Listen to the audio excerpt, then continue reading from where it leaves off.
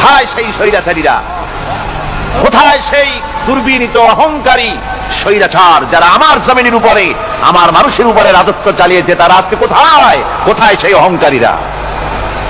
আল্লাহ পাক সেদিন যে বলবেন, সেদিন তো বলবেন, কিন্তু দুনিয়ার মাঝেও স্বৈরাচার যারা, অহংকারী যারা, তাদের শাস্তি পৃথিবীর বুকেও দেন, আর সেদিন তো দিবেনি।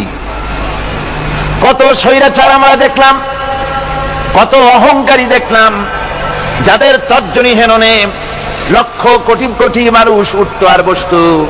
তাদের জিল্লাতির সঙ্গে আল্লাহ রাব্বুল আলামিন কতজনকে বিদায় করে দিলেন। ফুলের মালা নিয়ে কুলাতে পারে নাই, পা থেকে শুরু করে গলা পর্যন্ত ফুলের মালা দিয়া ডুবাই দিল ভক্তরা। আবার আল্লাহ রাব্বুল আলামিন এমন শাস্তি দিলেন, ফুলের মালার পরিবর্তে জুতার মালা নিয়ে জেলের মধ্যে ঢুকাইয়া দিলেন। ঠিক কিনা গান? অহংকারী আর স্বৈরাচার যারা হয়, আল্লাহ পাক এভাবে তাদের দৃষ্টান্ত দেখিয়ে দেন। আমরা কত দেখলাম, 9 বছরের রাজা, 10 বছরের সাজা।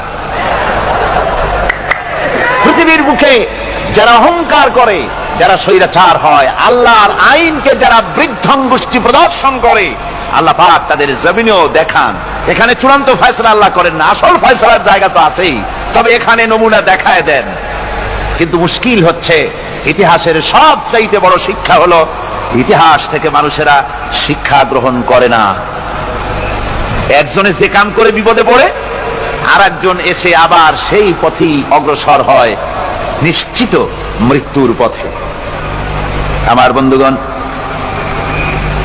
আল্লাহ পাক বলছেন সেই দিন আমার রাজত্ব হবে, আর কারো রাজত্ব হবে না। وَكَانَ يَوْمًا عَلَى الْكَافِرِينَ عَسِيرًا। আর ওই দিনটা, ওই কিয়ামতের দিন হবে কাফেরদের জন্য সবচেয়ে কঠিন। সবচেয়ে কঠিন হবে কাদের জন্য? কাফেরদের জন্য। কাফের কারা? কাফের হচ্ছে তারা যারা নাকি আল্লাহর আইনকে অস্বীকার করেছে, আল্লাহকে অস্বীকার করেছে, আল্লাহর আইনকে অস্বীকার করেছে। ওরা কি? কাফের। ক্ষমতায় যারা থাকে, ক্ষমতার মোহে চতুর্দিকে অন্ধকার দেখে, মনে করে আমার পতন আর হবে না। কিন্তু তোমাকে বুঝিবে যে গোকুলে বাড়ি শেষে। গাড়ির চাকা সব সময় উপরে থাকে না। গাড়ির চাকা সব সময় উপরে থাকলে গাড়ি তো চলবেই না। গাড়ির চাকা ঘোরে বলেই তো গাড়ি চলে। সুতরাং এই উপরে, তোমার চাকা উপরে এখন আছে বলে, তোমার দলের চাকা উপরে আছে বলে যারা মানুষের উপরে জুলুম করছো, আলেমদেরকে ধরতেছো, মুসল্লিদেরকে ধরে ধরে জেলে ঢুকাচ্ছ, সময় আসবে এমন ইন্দুরের গর্ত অপমানা পালাবার জন্য। ওরা আমাদের বলে আমরা নাকি ধর্মের নামে রাজনীতি করি, বলে না? আমরা নাকি ধর্মের নামে রাজনীতি করি।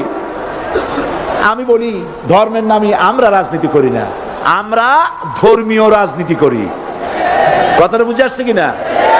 ধর্মের নামে রাজনীতি তো সেই ব্যক্তি করে 1996 সনের নির্বাচনের আগে যিনি মাথায় পট্টি বেঁধেছিলেন, যিনি শপথ গ্রহণের সময় হাতে তসবিহ পড়েছিলেন, ধর্মের নামে রাজনীতি তিনি করেছেন। আজ অনেকগুলি ডিগ্রি পেয়েছেন তিনি, অনেকগুলি ডিগ্রি পেয়েছেন। কয়টা? মুখস্থ হয়ে গেছে আপনাদের। শকুনেরা, শকুন যদি গরুর গোশত কিনে খাওয়া লাগতো, 80 টাকা কেজি দরে শকুনে এত গোশত কিনে খাইতে পারতো না। লেখাপড়া করে যদি ডিগ্রি নেওয়া লাগতো, এত ডিগ্রি কপালে জুটতো না। পয়সা দিয়া ম্যানেজ করা ডিগ্রি। কিন্তু 9টা নিলে কি হবে? আসল ডিগ্রিটা এখনো বাকি আছে। আসল ডিগ্রি কোনটা? নির্বাচনের আগে পট্টি বেঁধে তসবিহ নিয়ে গোটা জাতিকে যে সফলভাবে প্রতারণা করতে আপনি পেরেছিলেন, মহাপ্রতারক হিসেবে সেই ডিগ্রি আগামী নির্বাচনের মোক্ষম সময় জনগণ আপনার গলায় পরায় দেবে।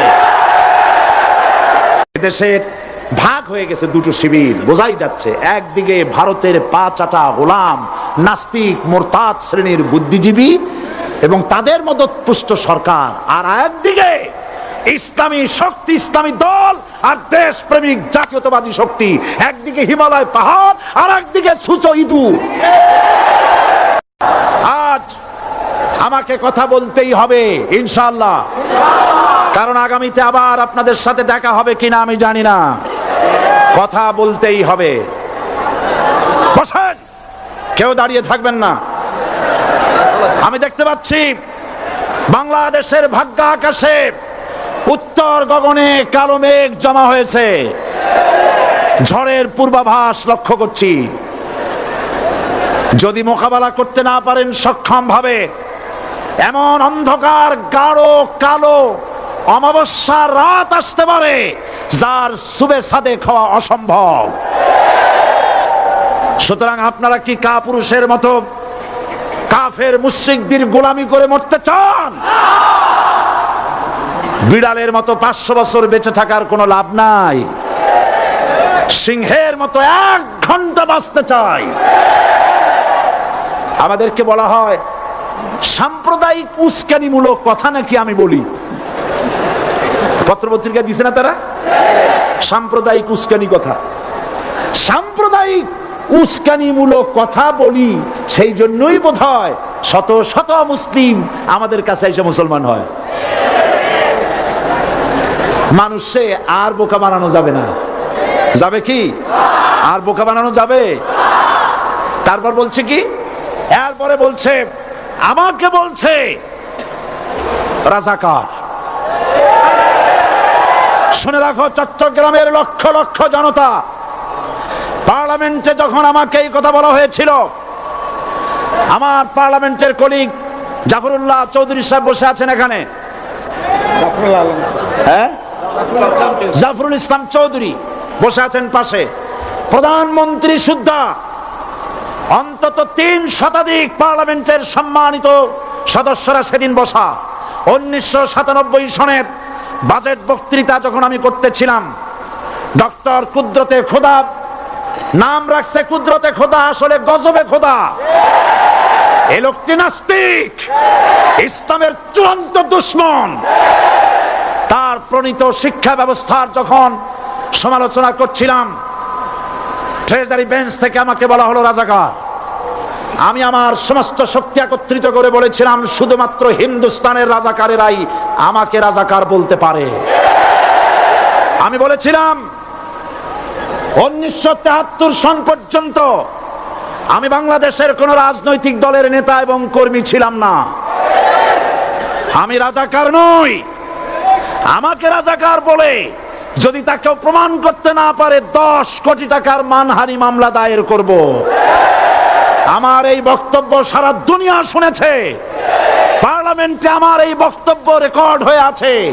সেদিন 3 শতাধিক পার্লামেন্ট মেম্বারের কেউ আমার চ্যালেঞ্জ গ্রহণ করেন নাই। যে কোনো ব্যক্তি পার্লামেন্টে গিয়ে আমার বক্তৃতা দেখে আসতে পারেন। এরপরে 1997 সনের 7ই অক্টোবর দৈনিক জনকণ্ঠ পত্রিকা যখন আমার বিরুদ্ধে লিখলো, সেই পত্রিকায় সাইদির ওপেন চ্যালেঞ্জ 8ম পাতা, 1997 7ই অক্টোবর, এত বড় 2 কলমে হেডিং। সেখানে আমি বলেছি, বাংলাদেশের সকল সাংবাদিক, গোয়েন্দা বিভাগ, বাংলাদেশের সকল বুদ্ধিজীবীকে আমি আমার পিরোজপুরে আমন্ত্রণ করছি। আমার উপস্থিতিতে যদি কেউ প্রমাণ করতে পারে বাংলাদেশের স্বাধীনতা যুদ্ধের বিরুদ্ধে আমার কোনো ভূমিকা ছিল, সজ্ঞানে স্বেচ্ছায় জাতীয় সংসদের সদস্য পদ থেকে পদত্যাগ করব। 3 বছর পার হয়ে গেছে, আজ পর্যন্ত কেউ এই চ্যালেঞ্জের মোকাবেলা করে নাই। সুতরাং আমাকে যারা রাজাকার বলবে তারা পিতৃ পরিচয়হীন অবৈধ সন্তান। 1971 সনের, শোনো মুসলমানেরা, 1971 সনের কোন কাদা সাইদির গায়ে লাগে নাই। আমাকে রাজাকার বলে জনগণ থেকে বিচ্ছিন্ন করবা, জনগণ থেকে আমারে বিচ্ছিন্ন করা যাবে না। কারণ এই জনগণ আমার জন্য আসে না, এই জনগণ আসে আল্লাহ কোরআনের জন্য।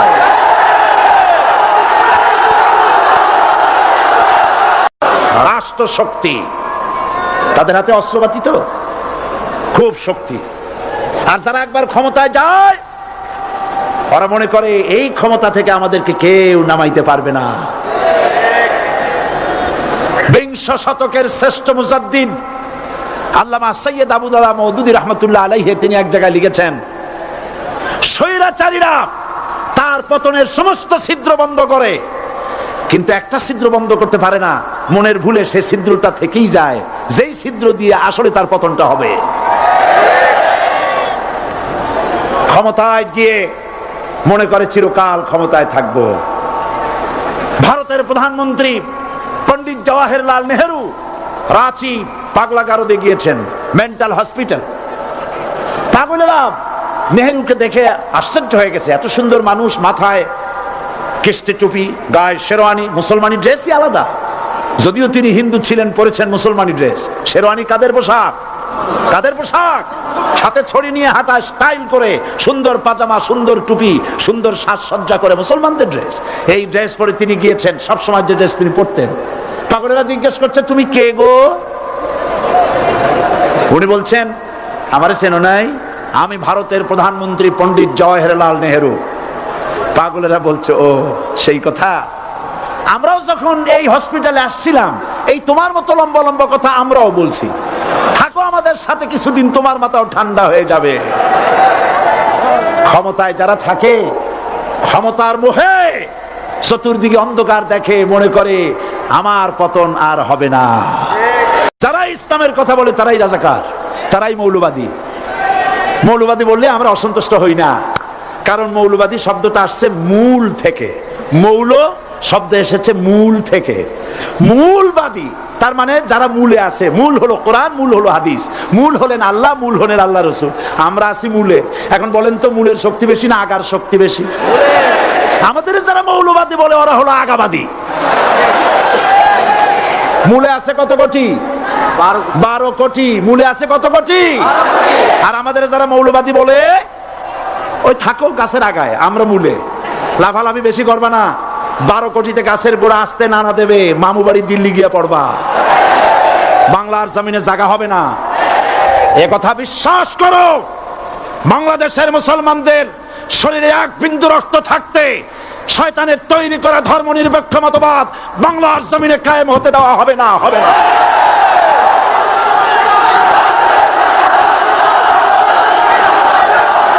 মুসা আলাইহিস সালাম কি ভয় পাইছিলেন? কারণ হচ্ছে এই দুশমনের শক্তিটা খুব বড়ই দেখা যায়, মনে হয় যেন অনেক বড় কি জানি কি। আল্লাহ পাক বলছেন, ইন্না কাইদাশ শায়তানে কানা দাঈফা। শয়তানের চক্রান্ত যতই তুমি মনে করো অনেক ষড়যন্ত্রের জাল বিস্তার হয়ে আছে, আল্লাহ কয় কিছুই না, দাঈফা, অত্যন্ত দুর্বল। আল্লাহ পাক বললেন ধরো। মুসা আলাইহিস সালাম সাপ ধরলেন, সঙ্গে সঙ্গে লাঠি হয়ে গেল। ফেরাউন বরদাস্ত করলো না, রাষ্ট্রশক্তির পক্ষ থেকে আক্রমণ শুরু হলো। অপরাধ কি? মুসা আলাইহিস সালামের অপরাধ কি? কি অপরাধ? মাশাআল্লাহ, বুঝতে পেরেছেন। অপরাধ হচ্ছে তিনি বলেছেন লা ইলাহা, জোরে বলেন লা ইলাহা ইল্লাল্লাহ। এই কালেমাকে আজ আমরা ভিক্ষার বুলি বানাইছি। এটা হলো সার্বভৌমত্বের বুলি, এটা হচ্ছে আল্লাহ পাকের সার্বভৌমত্বের কথা। আজ আমরা মানুষের কাছে আমরা শুনি, মানুষেরা ভিক্ষা চায়, লা ইলাহা ইল্লাল্লাহ, এক মুঠ চাউল দেন, লা ইলাহা ইল্লাল্লাহ 10 খান পাই দেন। এই হচ্ছে কালেমার জিকির। আবার কেউ কেউ জিকির করতেছে লা ইলাহা আস্তে, ইল্লাল্লাহ জোরে, এমন জোরে কলব সাফ করে, কলব তাতে থাকলেও পারে গেলেও পারে। এই কালেমার জার, এর আঘাত পয়গম্বররা মেরেছেন। হযরত মুসা আলাইহিস সালাম যখন বলেছেন লা ইলাহা ইল্লাল্লাহ, এই ধাক্কা ফেরাউন বরদাস্ত করতে পারে নাই। দরিয়ায় নীলের ভিতরে আল্লাহ পাক ডুবাইয়ে শেষ করে দিয়েছেন, দেন নাই? হযরত মুসা আলাইহিস সালাম তার উম্মতেরা দরিয়ার পাশে বসে দ্বীনি কথাবার্তা বলতেছেন। এমন সময় ফেরাউন, তার শত্রু হচ্ছে মুসা আলাইহিস সালাম। শত্রু কেন? মুসা কি ফেরাউনের পাকা ধানে মই দিয়েছে নাকি? বলেন আপনারা। তার হালের গরু পিটায় মারছে নাকি? অপরাধ হলো তিনি আল্লাহর জমিনে আল্লাহর আইন প্রতিষ্ঠার কথা বলেছেন। এই শুধুমাত্র এই অপরাধে ফেরাউন তার দলবল নিয়ে 3 দিক থেকে আক্রমণ করেছে। মুসা আলাইহিস সালামের উম্মতেরা ভয় পেয়ে গেছেন। তারা বলছেন ইন্না লামুদরাকুন, আমরা পাকড়াও হয়ে গেছি। 3 দিকে সারাশি আক্রমণ, 3 দিকে শত্রু, একদিকে দরিয়া, পালাবার রাস্তা আছে? হযরত মুসা আলাইহিস সালাম ভয় পেয়ে গেলেন, সারেন্ডার করলেন না। হযরত মুসা আলাইহিস সালাম বললেন কাল্লা, কখনো নয়, ভয় পাওয়ার কোনো কারণ নাই। রব্বি সায়াহদিন, অবশ্যই আমার রব আমার জন্য রাস্তা করে দিবেন। ভয় পাইও না, আমার রব রাস্তা করে দিবেন। আল্লাহ রাব্বুল আলামিন হযরত মূসা আলাইহিস সালামকে অর্ডার করলেন, হাতের লাঠি দিয়া দরিয়ার উপরে আঘাত করো। হযরত মূসা আলাইহিস সালাম দরিয়ার উপরে আঘাত করলেন। রাস্তা ছিল দরকার একটার, এক বাড়িতে আল্লাহর হুকুমে লাঠি দিয়ে একটি আঘাত করার সঙ্গে সঙ্গে হযরত মূসার তার সঙ্গী সাথী দরিয়া পার হওয়ার জন্য দরিয়ার মধ্যে দিয়ে আল্লাহ 12টা রাস্তা পয়দা করে দিলেন। সে আল্লাহ আছে না নাই? এত আসতে বলেন কেন? ভয় পাওয়ার কারণ আছে? রাষ্ট্র শক্তি বাধা দিয়েছে সমস্ত নবীদেরকে। কেন? নবীদের চরিত্র খারাপ? জোরে বলে, নবীদের চরিত্র খারাপ? নবীদের চাইতে মাসুম বেগুনাহ উন্নত চরিত্রের মানুষ আল্লাহর আকাশের নিচের জমিনের উপরে আর হয় নাই। তোমরা যে সামনে তাদের পিছনে দৌড়াও, অমুকের সৈনিক, নেতা নেতা করে মরো, এইসব নেতা যাদের পিছনে দৌড়াও, এই নেতাগুলি, আমি জিজ্ঞেস করি আপনাদেরকে, এই নেতাগুলি জীবনে একবারও জেনা করে নাই? এ ব্যাপারে অনুসারীরা আপনারা কি নিশ্চিত? মিথ্যা কথা জীবনেও কয় নাই, প্রতারণা করে নাই, ঠাট্টা করে নাই, বিদ্রুপ করে নাই, মদ খায় নাই, মানুষ হত্যা করে নাই। কিসের নেতা? নেতা হচ্ছেন সেই ব্যক্তি যিনি বলেছেন, ও আমার স্ত্রীরা, ও আমার সাহাবীরা, রাতের আধারে আমার মধ্যে যা আচরণ দেখতে পাও, দিনের আলোতে আমার মধ্যে যা দেখতে পাও, সবগুলি খুলে খুলে মানুষের কাছে বলে দাও। তার নাম বিশ্বনবী মুহাম্মদ রাসূলুল্লাহ সাল্লাল্লাহু আলাইহি ওয়াসাল্লাম।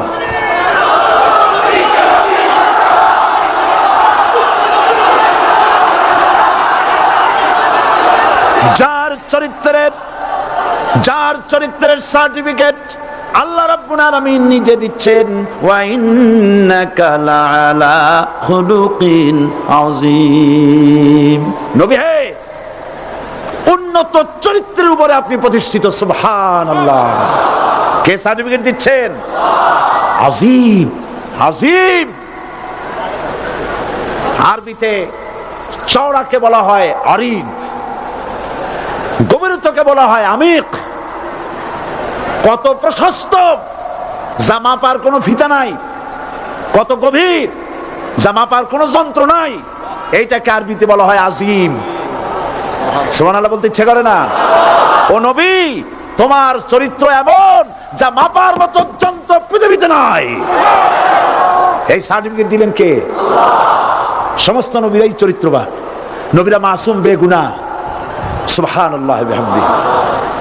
সেই নবীরা মার খান নাই? খেয়েছেন কিনা বলে? কারা মেরেছে? রাষ্ট্র শক্তি। কারা মেরেছে? কারণ নবীরা বলেছেন লা ইলাহা ইল্লাল্লাহ। পড়েন সবাই, লা ইলাহা ইল্লাল্লাহ। আপনিও যদি নবীদের মতো, সাহাবীদের মতো বুঝা এই কলেমার দাওয়াত দেন, বাধা আসবেই। বোঝাবুঝির ব্যাপার, বুঝতেই সারলো। কত মাহফিল হয় বাংলাদেশে, হয় না? কোনো বাধা নাই, ঠিক কিনা? কত পূজা হয়, পার্বণ হয়, গান হয়, থিয়েটার হয়, গুনাগার বিবির গান হয়, কত কিছু হয়। কোনো বাধা আছে? তাফসীরের মাহফিলে বাধা। কারণ ওরা বুঝতে পেরেছে এ তাফসীরের মাহফিলে গাজীর গীত হয় না, এ তাফসীরের মাহফিলে আল্লাহর সার্বভৌমত্ব কায়েমের আন্দোলন চলে।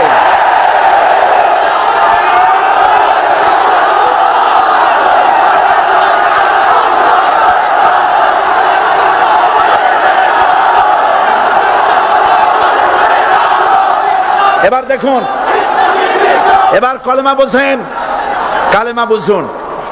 বঙ্গভবনের সামনে দাঁড়ায়া, গণভবনের সামনে দাঁড়িয়ে আপনি যদি কালেমার জিকির করতে থাকেন, লা ইলাহা ইল্লাল্লাহ, লা ইলাহা ইল্লাল্লাহ, লা ইলাহা ইল্লাল্লাহ, লা ইলাহা ইল্লাল্লাহ, 2-1 ঘন্টা, 2-4 ঘন্টা, দেখবেন অফিসাররা এসে বলবে, না জানি কোন খাজা বাবা আসছে, আসেন আসেন। নিয়ে খাইতে দেবে, হাদিয়া দেবে। যেহেতু যিনি পড়তেছেন উনি বোঝেন না কি বলতেছেন, আর যারা দাওয়াত দিয়ে নিয়ে গেল ওরা টের পাই নাই যে কি কি শুনে দাওয়াত দিতেছে। কিন্তু আপনি যদি বঙ্গভবন, গণভবন, সেক্রেটারিয়েট আর পার্লামেন্ট এর ভিতরে ঢুকে যদি বলেন কোন মানুষের তৈরি করা আইন মানি না, কোন সরকারের সার্বভৌমত্ব স্বীকার করি না, কারো বিধান মানি না, কারো তৈরি করা আইনের সামনে মাথা নত করি না, আল্লাহ ছাড়া কারো বিধান মানি না, হাদিয়া আসবে, খাইতে দেবে, পকেটে টাকা দেবে, খাওয়াবে এক জায়গায় নিয়ে। কোন জায়গায়? লাল দালানে। বোঝাবুঝি পয়গম্বরেরা দাওয়াত দিয়েছেন আয়াতুল কুরসি ফরজ নামাজ পড়িয়া। দেখছি অনেকেই জামার বুতাম টুতাম খুলিয়া তারপরে জোরে একটা ফু দেন। অসুবিধা নাই, ফু আপনি দেন, কিন্তু কি পড়ে ফু দিচ্ছেন আপনি কি বুঝছেন কিছু? সুবহানাল্লাহ। বুঝলি কি এই চেহারা হয়? এতগুলো মানুষ লাগে নাকি বিপ্লব করতে, কালেমার রস কায়েম করতে? 313 জন মুসলমান যথেষ্ট পৃথিবীতে।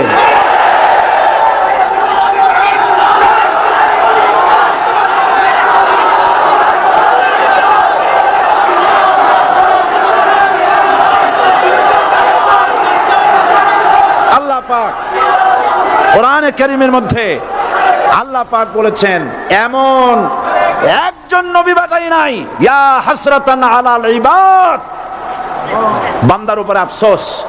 আহারে, কে বলতেছেন? আমার আল্লাহ। বলেন আমার আল্লাহ। তিনি আফসোস করছেন, আফসোস। একজন পয়গম্বর এমন পাঠাইলাম না, একজন রাসূল পাঠাইলাম না যার সাথে এরা ঠাট্টা করে নাই, বিদ্রুপ করে নাই, পাগল বলে নাই, মারে নাই। আহা, অপরাধ আল্লাহর সার্বভৌমত্ব প্রতিষ্ঠার অপরাধ।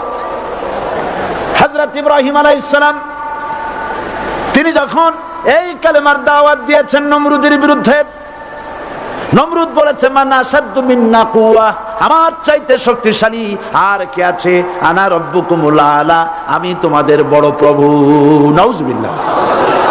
কই থেকে একটা তুমি বলছো লা ইলাহা ইল্লাল্লাহ, আমি তো ইলাহ। হযরত ইব্রাহিম আলাইহিস সালাম কি কালেমার দাওয়াত পেশ করার অপরাধে অগ্নিকুণ্ডের ভিতরে ফালাবার ব্যবস্থা হয়ে গেছে। আল্লাহ পাক সব ঘটনা কোরআনে বলে দিয়েছেন কিনা বলেন? কেন বললেন এই সমস্ত কথা? এই জন্য বলেছেন ফেরাউন মরে যাবে, নমরুদ মরে যাবে, কিন্তু তাদের প্রেতাত্মারা যুগে যুগে তারা বেঁচে থাকবে।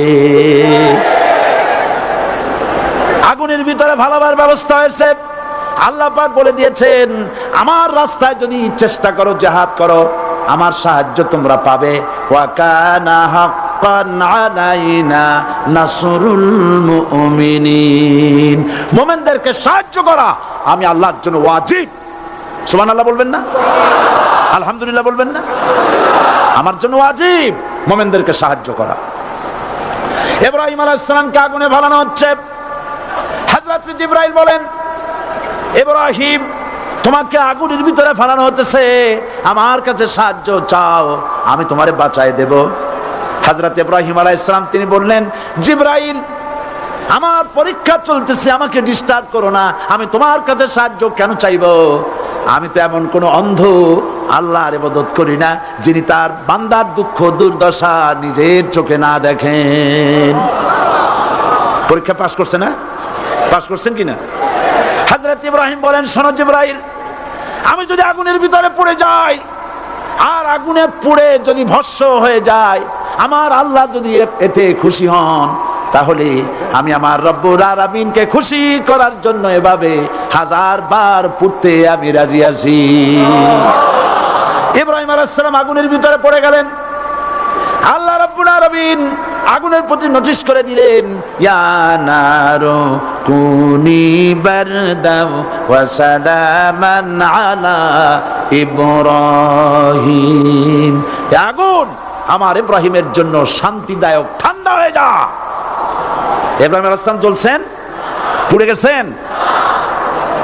নমরুদ তার প্রাসাদের ছাদে বসে ইব্রাহিম আলাইহিস সালামের পোড়া দৃশ্য দেখে আনন্দ করবে, আগুনের দিকে তাকায় দেখে ইব্রাহিম আরামে বসে আছেন। পোড়া তো দূরের কথা, জামাও পরে নাই। ও ডাক দিয়া বলে, রে আগুন, গোটা জাতি নিয়ে তোর পূজা করলাম, আমার দুশমন কেন জ্বালাইতে পারিস না? তোর জ্বালানো শক্তি কি নষ্ট হয়ে গেছে নাকি? আগুনের ভিতর থেকে আওয়াজ বেরিয়ে এলো, নমরুদ, আমার ভিতরে দাহ্য শক্তি, জ্বালানো শক্তি আছে কি নাই যদি প্রমাণ করতে চাও, টেস্ট করতে চাও, তুই নিজে আয়, তোরে সুদ্ধা তাম দুনিয়া জ্বালাই দিতে পারি, ইব্রাহিমের এক গাছা পশম জ্বালাই দিতে পারি না। বিশ্বকবি আল্লামা ইকবাল কি সুন্দর করে বলেছেন, আজ ভি হো জু ইব্রাহিম কা ইমা पैदा आग कर सकती है एक अंदाजे गुलिस्तां पैदा। ইব্রাহিমের ঈমান যদি আজও কোথাও হয় বিদ্যমান, করতে পারেন অগ্নিকুণ্ডে খুবসুরত এক গুলিস্তান। এখনো যদি ইব্রাহিমের সন্তানদেরকে আগুনের মধ্যে ফেলে দেওয়া হয়, আর ইব্রাহিম ঈমান যদি থাকে, আগুনকে ফুলের বাগান বানাবার ক্ষমতা আল্লাহর আছে। চিরকাল আল্লাহ পাক এই কালেমাকে দিয়েছেন আল্লাহর সার্বভৌমত্বকে প্রতিষ্ঠা করার জন্য। আয়াতুল কুরসি শুধু পড়ে বুকে ফু দেওয়ার জন্য নয়। পড়েন আমার সাথে, আল্লাহু লা ইলাহা ইল্লা হুয়াল হাইয়ুল কাইয়্যুম। দুনিয়ার সমস্ত পয়গম্বর অত্যাচারিত হলেন, শুধু তাই নয়, বিশ্ব নবী আখিরি জামানার পয়গম্বর নবী মুহাম্মদ রাসূলুল্লাহ সাল্লাল্লাহু আলাইহি ওয়াসাল্লাম জাতির কাছে আসলেন। তিনি এসে বললেন, ইয়া আইয়ুহান নাস কুলু লা ইলাহা ইল্লাল্লাহ। প্রথম দাওয়া শুনছেন কথা? রাসূলুল্লাহ বলছেন, ও জাতি, আমার রাসূল তো মক্কার রাসূল না শুধু, মদিনার রাসূল না শুধু, আরবি ভাষাভাষীদের রাসূল না শুধু, আমার নবী কি নবী? চিল্লায় বলেন। তাই তিনি বলেছেন, ও বিশ্বের মানবতা, বিশ্বের মানব গোষ্ঠী, যদি মুক্তি পেতে চাও, নাজাত পেতে চাও, উচ্চারণ করো, বিশ্বাস করো, আমল করো, বলো লা ইলাহা ইল্লাল্লাহ। জোরে পড়েন, লা ইলাহা ইল্লাল্লাহ, লা ইলাহা ইল্লাল্লাহু মুহাম্মাদুর রাসূলুল্লাহ। আবু জাহেল বুঝছিল কলেমার অর্থ? কথা বলেন না কেন? আবু জাহেল বুঝছিল? উতবা, সাইবা, মুগিরার গোষ্ঠীরা বুঝছিল? বুঝেছে। তারপরে তারা চিন্তা করলো যে সর্বনাশ তো করছে, লা ইলাহা, কোন ইলাহ নাই, আইনদাতা নাই, বিধানদাতা নাই, তাহলে আমরা কি ঘরে বসে বসে কি করব? উনি নতুন একজন ইলাহ নিয়ে আসছে, আল্লাহ ছাড়া কোন ইলাহ নাই, তাহলে আমাদের কাজটা কি? প্রথমে তারা চেষ্টা করলো যে একটু দেখি নরম নরম ভাবে হয় নাকি। চলে গেল আবু তালেবের কাছে, আসে না হাদিসে, বললো, আবু তালেব, তুমি তো কুরাইশদের নেতা, তোমার ভাইয়ের ছেলে কয়টাই কি? কি আশ্চর্যজনক কথা, লা ইলাহা ইল্লাল্লাহ, আল্লাহ ছাড়া কোনো ইলাহ নাই, তা আমরা করবো কি? তোমার ভাতিজাকে বুঝাও লা ইলাহা ইল্লাল্লাহর দাওয়াত বন্ধ করে দিক, এর বিনিময়ে টাকা লাগে টাকা দেব, সোনা লাগে সোনা দেব, যত সুন্দরী মেয়ে চায় তাও দেব, নেতৃত্ব চায় তাও দেব, তবু যেন কালেমার দাওয়াত না দেয়। আসিনে কা হাদিসে আছে কিনা? নবীজি যখন বাড়ি ফিরলেন, চাচা আবু তালেব নিজের কলিজার টুকরা সন্তান হযরত জাফর আলীর চাইতে তিনি ভালোবাসতেন কলিজার মতো করে মুহাম্মদ সাল্লাল্লাহু আলাইহি ওয়াসাল্লামকে। বলছে, বাবা, এমন কথা কেন বলো যাতে লোকেরা খেপে যায়? এই কথাগুলি বলো না, ওরা আমার কাছে এই সব প্রস্তাব দিয়ে গিয়েছে। রাসূলুল্লাহ প্রস্তাব শুনে এগ্রি করলেন। জি, আমার নবী বলেন, ও আমার চাচা আবু তালেব, প্রস্তাবকারীদেরকে শুনিয়ে দিন। হুজুরের সাথে তখন অনেক লোকজন নাকি, অনেক অস্ত্রপাতি, কিচ্ছু নাই, আল্লাহর শক্তি ছাড়া কিছুই না।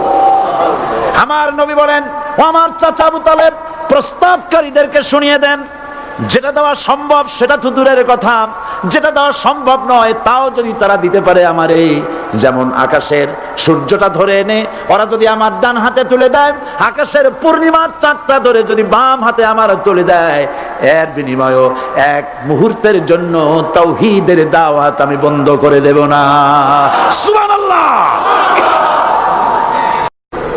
এই পৃথিবীতে নবী রাসূলগণের আগমন ঘটেছিল, উদ্দেশ্য ছিল এই, আল্লাহর জমিনে আল্লাহর মানুষের উপরে আল্লাহর বিধান কায়েম করা, এটাই ছিল নবীদের আগমনের উদ্দেশ্য।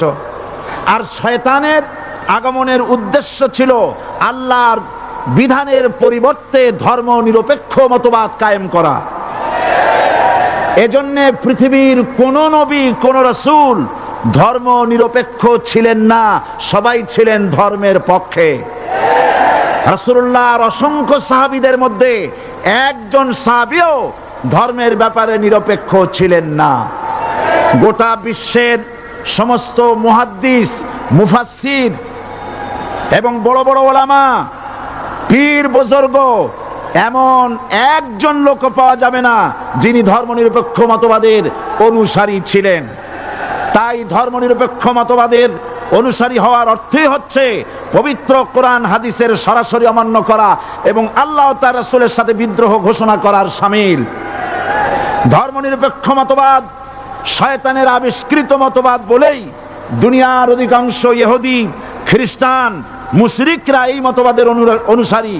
ইসলাম সম্পর্কে অনভিজ্ঞ পৃথিবীর কিছু কিছু মুসলিম দেশের কিছু কিছু নামধারী মুসলমান ধর্মনিরপেক্ষ মতবাদের ষড়যন্ত্রে পা দিয়েছে।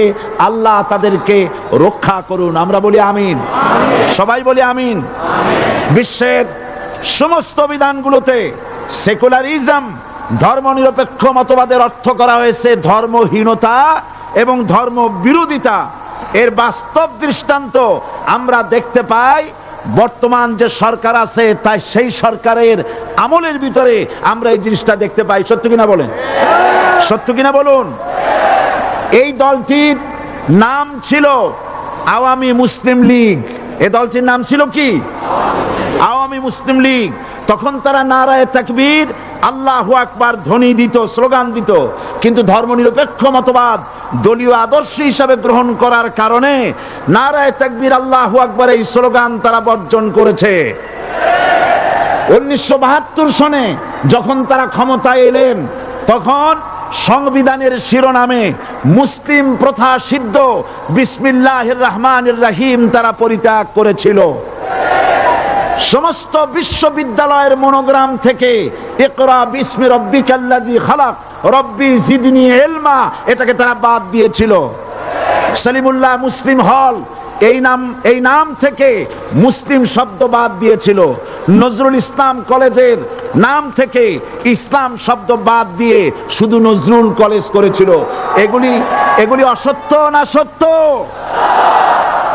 বর্তমান এই সরকার ধর্মনিরপেক্ষ হওয়ার কারণে ইসলাম এবং মুসলিম বিদ্বেষী, তার অসংখ্য প্রমাণ এই জাতির কাছে রয়েছে।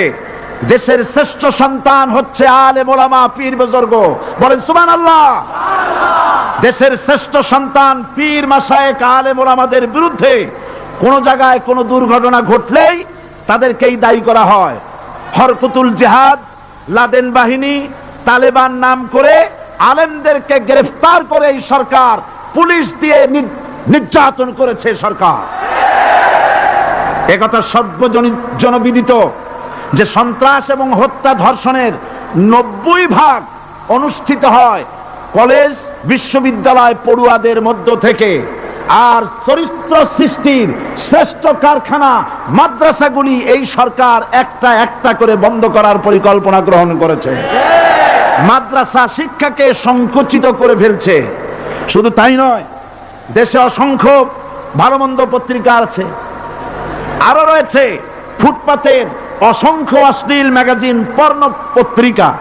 দেশের অধিকাংশ জাতীয় দৈনিকগুলো হিন্দুস্তানের টাকায় পরিচালিত এবং এগুলি হচ্ছে ইসলামের চরম বিদ্বেষী। সরকার সেগুলিরই পৃষ্ঠপোষকতা করছে, আর্থিক সাহায্য দিচ্ছে, বিজ্ঞাপন দিচ্ছে। আর অন্যদিকে এদেশের মুসলিম জাতিসত্তার প্রতীক, স্বাধীনতা, সার্বভৌমত্ব, অখণ্ডত্বের অতন্ত্র প্রহরী, জননন্দিত 12 কোটি মুসলমানের কলিজার সাথে সম্পর্ক দৈনিক ইনকিলাব পত্রিকাকে বন্ধ করার ষড়যন্ত্র হিন্দুস্তানের গোলাম সরকার হাতে নিয়েছে।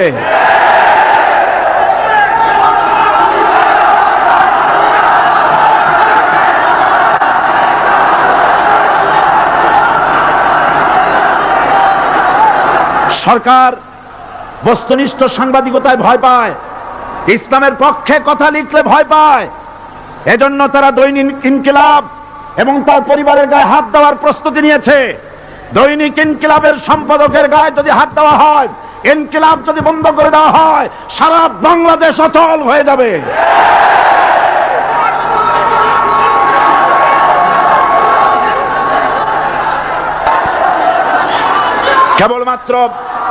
কেবলমাত্র ইসলামী রাষ্ট্র ব্যবস্থাই পারে হত্যা, ধর্ষণ, চুরি, ডাকাতি, জেনা, ব্যভিচার থেকে রক্ষা করে একটি সন্ত্রাসমুক্ত সমৃদ্ধ একটি বাংলাদেশ উপহার দিতে পারে কেবলমাত্র ইসলামী রাষ্ট্র ব্যবস্থা। সুতরাং অবস্থা দৃষ্টে মনে হয় এরা যদি আরেক আল্লাহ না করুন, বলেন আল্লাহ না করেন, আল্লাহ না করেন, আল্লাহ না করেন, এরা যদি আরেকবার ক্ষমতায় যেতে পারে, ৭২-এর সংবিধানকে পুনরুজ্জীবিত করে ধর্মনিরপেক্ষ মতবাদ কায়েম করবে, সেজন্যে আজ গোটা তাওহীদবাদী মুসলমানদেরকে জানতে হবে ধর্মনিরপেক্ষ মতবাদ একটি কুফরি মতবাদ। ওলামারা আমাকে সাক্ষী দেন, ধর্মনিরপেক্ষ মতবাদ কুফরি মতবাদ কিনা? এই কুফরি মতবাদকে বাংলাদেশের মাটিতে যাতে কার্যকরী করতে না পারে তার জন্য গোটা তাওহীদি জনতা রুখে দাঁড়ান। আল্লাহ পাক সে তৌফিক গোটা জাতিকে দান করুন বলি আমিন। এবার আসুন কোরআনে কারীমের যে কথাগুলি আমরা আলোচনা করতে চাই, আপনাদের সামনে সূরা বাকারার 255 নম্বর আয়াত আমি তেলাওয়াত করে গত 2 দিন আলোচনা করেছি। আজকে আসেন সেই যেখান থেকে শেষ করেছিলাম সেখান থেকে আলোচনা শুরু করে যাক। সবাই আমার সাথে পড়েন, আউযু বিল্লাহি শাইতানির রাজীম, বিসমিল্লাহির রাহমানির রহিম, আল্লাহু লা ইলাহা ইল্লা হুয়াল হাইয়ুল কাইয়্যুম, لا تأخذه سنة ولا نوم، له ما في السماوات وما في الأرض، من ذا الذي يشفع عنده إلا بإذنه، يعلم ما بين أيديهم وما خلفهم، ولا يحيطون بشيء من علمه إلا بما شاء، وسع كرسيه السماوات والأرض، ولا يؤوده حفظهما وهو العلي العظيم। صدق الله العظيم। আমি এই সূরার এই আয়াতে আলোচনা করতে গিয়ে আপনাদের সামনে বলেছিলাম কোরআন শরীফের সর্বশ্রেষ্ঠ আয়াত হচ্ছে হাদিস অনুযায়ী কোন আয়াত? আয়াতুল কুরসি। আল্লাহ পাকের সার্বভৌমত্বের পরিচয় এই আয়াতে কারিমার মধ্যে আল্লাহ পাক দিয়েছেন। গত 2 দিন আমরা আল্লাহ পাকের সার্বভৌমত্ব এবং তার পরিচয় সম্পর্কে আলোচনা করেছি। আজকে সামনের দিকে আমরা এগোতে থাকবো যতদূর আলোচনা করা যায়। আল্লাহ পাক বলছেন, আল্লাহু লা ইলাহা ইল্লা হুয়াল হাইয়ুল কাইয়্যুম। আল্লাহ হচ্ছেন তিনি যিনি ছাড়া কোনো ইলাহ নাই, লা ইলাহা ইল্লাহু, তিনি ছাড়া কোনো ইলাহ নাই, সার্বভৌমত্বের মালিক কেউ নাই। এই যে লা ইলাহা, কোনো ইলাহ নাই, আমরা কালেমার মধ্যে এই কথাটা বলি। আমাদের কালেমায়ে তাইয়্যিবা আমরা কি উচ্চারণ করি? লা ইলাহা ইল্লাল্লাহু মুহাম্মাদুর রাসূলুল্লাহ। জোরে পড়েন, লা ইলাহা ইল্লাল্লাহ, লা ইলাহা ইল্লাল্লাহু মুহাম্মাদুর রাসূলুল্লাহ। লা ইলাহা, কোন ইলাহ নাই। এই দাওয়াত দিয়েছেন দুনিয়ার সমস্ত পয়গম্বর। এটা কি শুধু রাসূলুল্লাহর দাওয়াত ছিল? সমস্ত নবীদের স্লোগান ছিল একটা। সমস্ত নবীদের স্লোগান ছিল কয়টা? সবাই বলুন, কি সেই স্লোগান? লা ইলাহা ইল্লাল্লাহ। কোরআন শরীফের ভিতরে ইলাহ শব্দ 147 বার এসেছে। লা ইলাহার অর্থ যদি এই হয়, কোন উপাস্য নাই আল্লাহ ছাড়া, কোন মাবুদ নাই আল্লাহ ছাড়া, মুহাম্মদ সাল্লাল্লাহু আলাইহি সাল্লাম আল্লাহর প্রেরিত রাসূল, তাহলে তো এত ঝঞ্ঝাট হওয়ার কথা ছিল না। আপনারা বলেন, নবীরা যখনই এই দাওয়াত দিয়েছেন লা ইলাহা ইল্লাল্লাহ, তখন সংঘর্ষ হয়েছে কিনা? হয়েছে কিনা? বাধা আসছে কিনা? তাহলে এই কথাটা কি যার কারণে এরকমের বাধা আসে? লা ইলাহা ইল্লাল্লাহ, এর চাইতে বিপ্লবাত্মক, এর চাইতে রিভলিউশন সৃষ্টিকারী কথা আল্লাহর আকাশের নিচে জমিনের উপরে আর একটাও হতে পারে না। লা ইলাহা ইল্লাল্লাহ। ইলাহ শব্দের অর্থ শুধু উপাস্য আর মাবুদ নয়। ইলাহ শব্দের অর্থ হচ্ছে আইনদাতা, ইলাহ শব্দের অর্থ হচ্ছে শাসনকর্তা, ইলাহ শব্দের অর্থ হচ্ছে বিধানদাতা। তো লা ইলাহা যখন একটি লোক ঘোষণা করে, তার অর্থ দাঁড়ায় কোনো আইনদাতা নাই, বিধানদাতা নাই, শাসনকর্তা নাই, কারো আইন মানি না, বিধান মানি না, শাসন মানি না, আল্লাহ ছাড়া। কে ছাড়া? আল্লাহ ছাড়া। এই কালেমার দাওয়াত যখন পয়গম্বররা দিয়েছেন, তখন 3 শ্রেণীর লোকেরা বাধা দিয়েছে। বলেন কয় শ্রেণী? সবাই বলেন। 3 শ্রেণীর লোকেরা বাধা দিয়েছে। লক্ষ্য করুন। 1 নম্বরে বাধা দিয়েছে রাষ্ট্র শক্তি। 1 নম্বরে বাধা দিল কারা? 2 নম্বরে বাধা দিয়েছে ধনাঢ্য ব্যক্তিবর্গ। 3 নম্বরে বাধা দিয়েছে যারা কায়েমি স্বার্থবাদী ধর্মীয় শক্তি। এই 3টি শ্রেণী সমস্ত নবীদেরকে বাধা দিয়েছে। সেই বাধা অতীতে যারা দিত, এখন আর দেয় না নাকি? এখনো দেয়। দেখুন, এই কালেমার দাওয়াত হযরতে মূসা আলাইহিস সালামকে যেদিন আল্লাহ পাক প্রথম ওহী দিলেন, এই দাওয়াত শুধু রাসূল দেন নাই, আল্লাহ পাক বলছেন প্রত্যেক নবী তার জাতিকে এই দাওয়াত দিয়েছেন। কি? আল্লাহ রাব্বুল আলামিন বলেন, সকল নবী তার কওমকেই বলে দাওয়াত দিয়েছেন, ইয়া কওমি ইবুদুল্লাহা মা লাকুম মিন ইলাহিন গায়রু। হে সম্প্রদায়, আল্লাহ ছাড়া কোনো ইলাহ নাই, তার ইবাদত করো, তারই দাসত্ব করো, তার গোলামি করো। আল্লাহ পাক মূসা আলাইহিস সালামকে যখন নবুয়ত দিলেন, প্রথম যে ওহী এলো, প্রথম ওহীটাই ছিল ইন্নানি আনাল্লাহ লা ইলাহা ইল্লা আনা ফা'বুদনি ওয়া আকিমিস সালাতা লিযিকরি। নিশ্চয়ই আমি আল্লাহ, আমি ছাড়া কোনো ইলাহ নাই, আইনদাতা নাই, বিধানদাতা নাই, সুতরাং আমার দাসত্ব করো এবং আমার শরণার্থে নামাজকে প্রতিষ্ঠা করো। মূসা আলাইহিস সালামকে আল্লাহ পাক ওহী দিয়ে তাকে পাঠালেন। কোথায় পাঠালেন? আল্লাহ পাক বলেন, ইযহাব ইলা ফিরআউনা ইন্নাহু তাগাব। গোটা কওম নাফরমান, আল্লাহর আইন কেউ মানছে না। গোটা কওমের কাছে না পাঠাইয়া আল্লাহ পাক সর্বপ্রথম মূসা আলাইহিস সালামকে দাওয়াত নিয়ে কার কাছে পাঠালেন? ফেরাউনের কাছে। কারণ ফেরাউন হচ্ছে রাষ্ট্রশাসক। ফেরাউন কি? রাষ্ট্রশাসক। নিচের পানি পাহাড়ের উপরে যায় না, উপরের পানি না নিচের থেকে উপরে যায়? উপরে পানি নিচে আসে। সুতরাং দেশ যারা চালায়, এই লোকগুলি যদি ভালো হয়, গোটা দেশ ভালো হয়। আর সমস্ত মানুষটা যদি, রাষ্ট্র যিনি পরিচালনা করেন, এই লোকগুলি যদি খারাপ হয়, গোটা দেশ খারাপ হতে বাধ্য। এই জন্য আল্লাহ পাক বলছেন, সর্বপ্রথম তুমি ফেরাউনের কাছে যাও এবং এই কালেমার দাওয়াত দাও। হযরতে মূসা আলাইহিস সালাম ফেরাউনের কাছে গেলেন আর দাওয়াত দিলেন, ফেরাউন পড়ে নাও লা ইলাহা ইল্লাল্লাহ। একটি কথা আপনাদের মনে রাখতে হবে, দুনিয়ার কোন ফেরাউন, কোন নমরুদ, কোন সাদ্দাত, কোন হামান কেউ বলে নাই যে আমি আল্লাহ, আমি রাজ্জাক, আমি খালেক, আমি পৃথিবীর সৃষ্টি করেছি। কথা কেউ বলেছে? কেউ বলে নাই। কি বলেছে তারা? ফেরাউন বলেছে, মা আলিমতু লাকুম মিন ইলাহিন গায়রি, আমি তো জানি না আমি ছাড়া আরো কোনো ইলাহ আছে, এ কথা আমার জানা নাই, সুতরাং আমি হচ্ছি ইলাহ, আর তুমি বলছো লা ইলাহা। তার মানে হচ্ছে ওই সময় পয়গম্বরেরা, আল্লাহর নবীর সাহাবীরা, তারা জানতেন যে আমরা কিসের দাওয়াত দেই। আর যারা শুনতো তারাও বুঝতো কিসের দাওয়াত শুনতেছি। আজ আমার দেশে একই কালেমার দাওয়াত দেওয়া হয়, কিন্তু মানুষেরা বুঝতে পারে না কি শুনতেছি। ভাষা জানার ব্যাপারে, বোঝার ব্যাপারে হলো আসল বিষয়।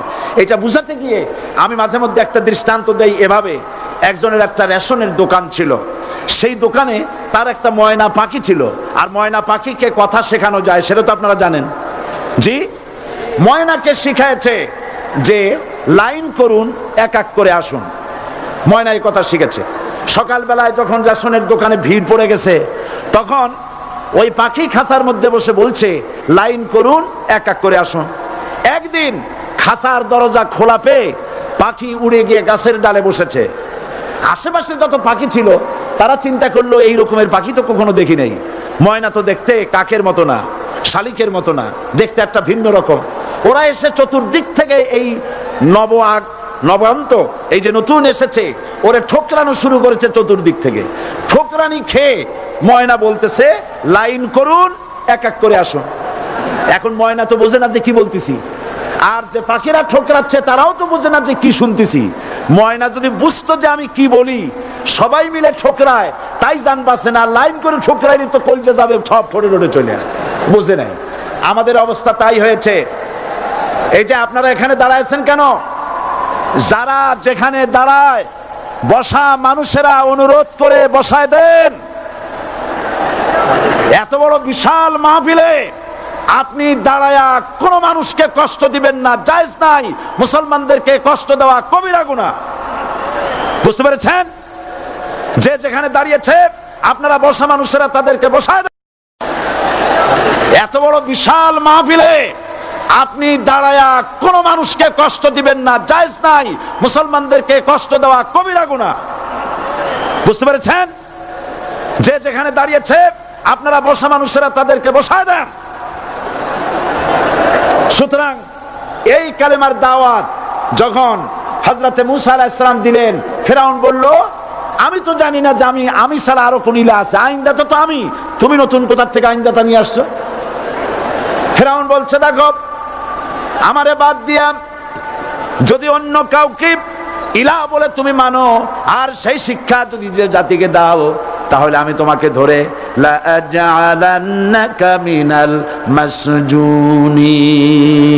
আমি তোমাকে কারারুদ্ধ করব, আমি তোমাকে জেলখানায় ঢুকিয়ে দেব। রাষ্ট্রশক্তি প্রথম বাধা দিল কারা? বলেন সবাই।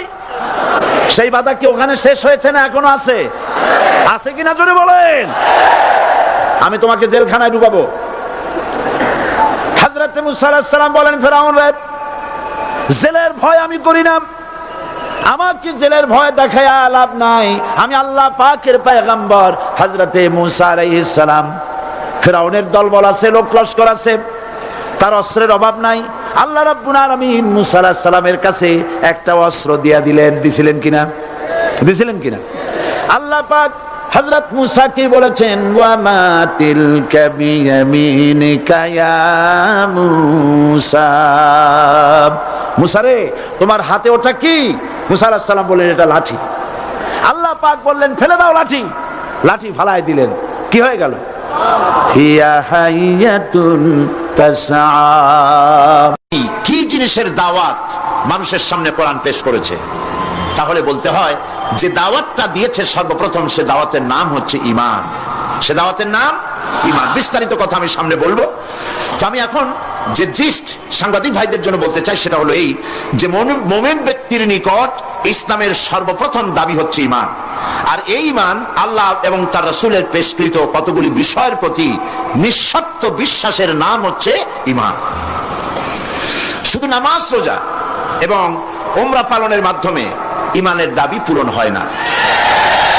জীবনের সকল দিক এবং বিভাগে আল্লাহ এবং রাসূলের পূর্ণাঙ্গ নিঃশর্ত আনুগত্যই ঈমানের দাবি। এর বিপরীত আচরণের নাম মুনাফিকি বা কুফরি। আমাদের দেশে দুর্ভাগ্যজনকভাবে,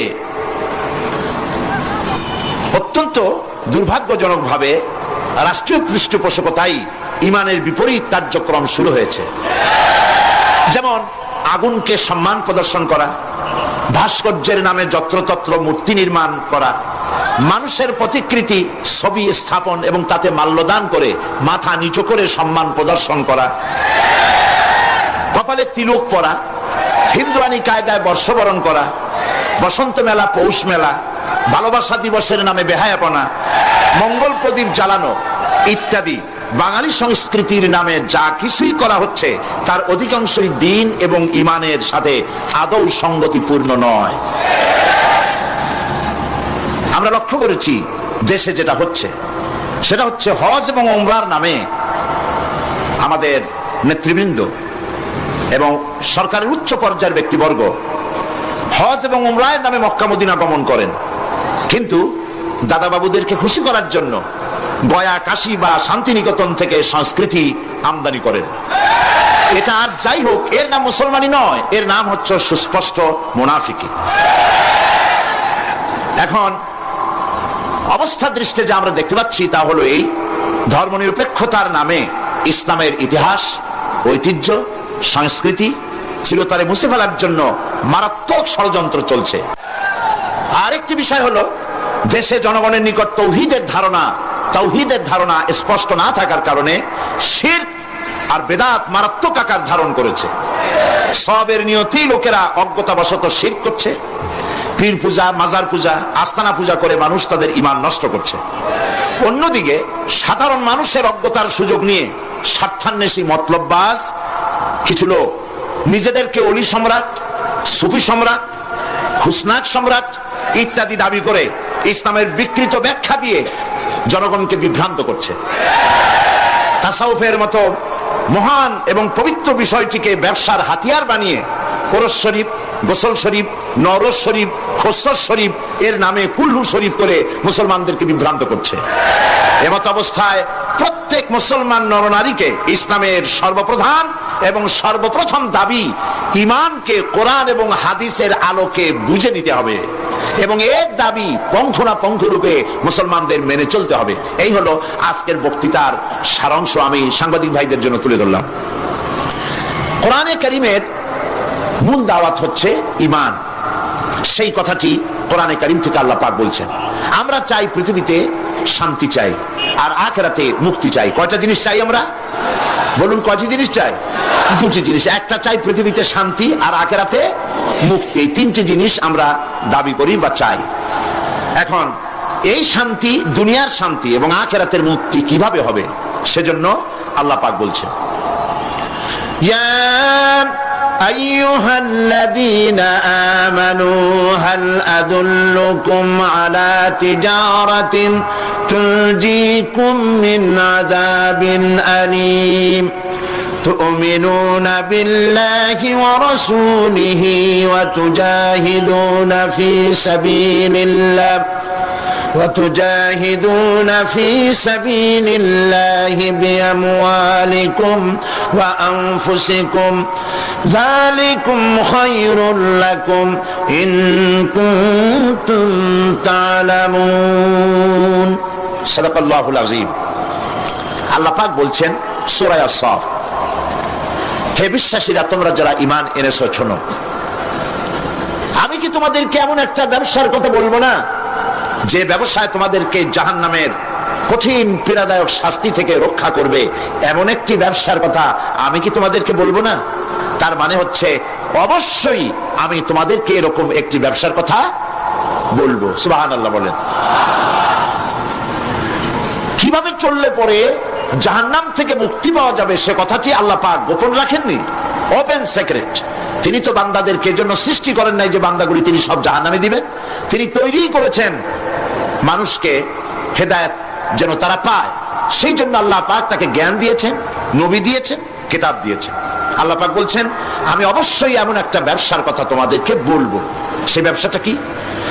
تؤمنون بالله ورسوله وتجاهدون في سبيل الله بأموالكم وأنفسكم ذلكم خير لكم إن كنتم تعلمون।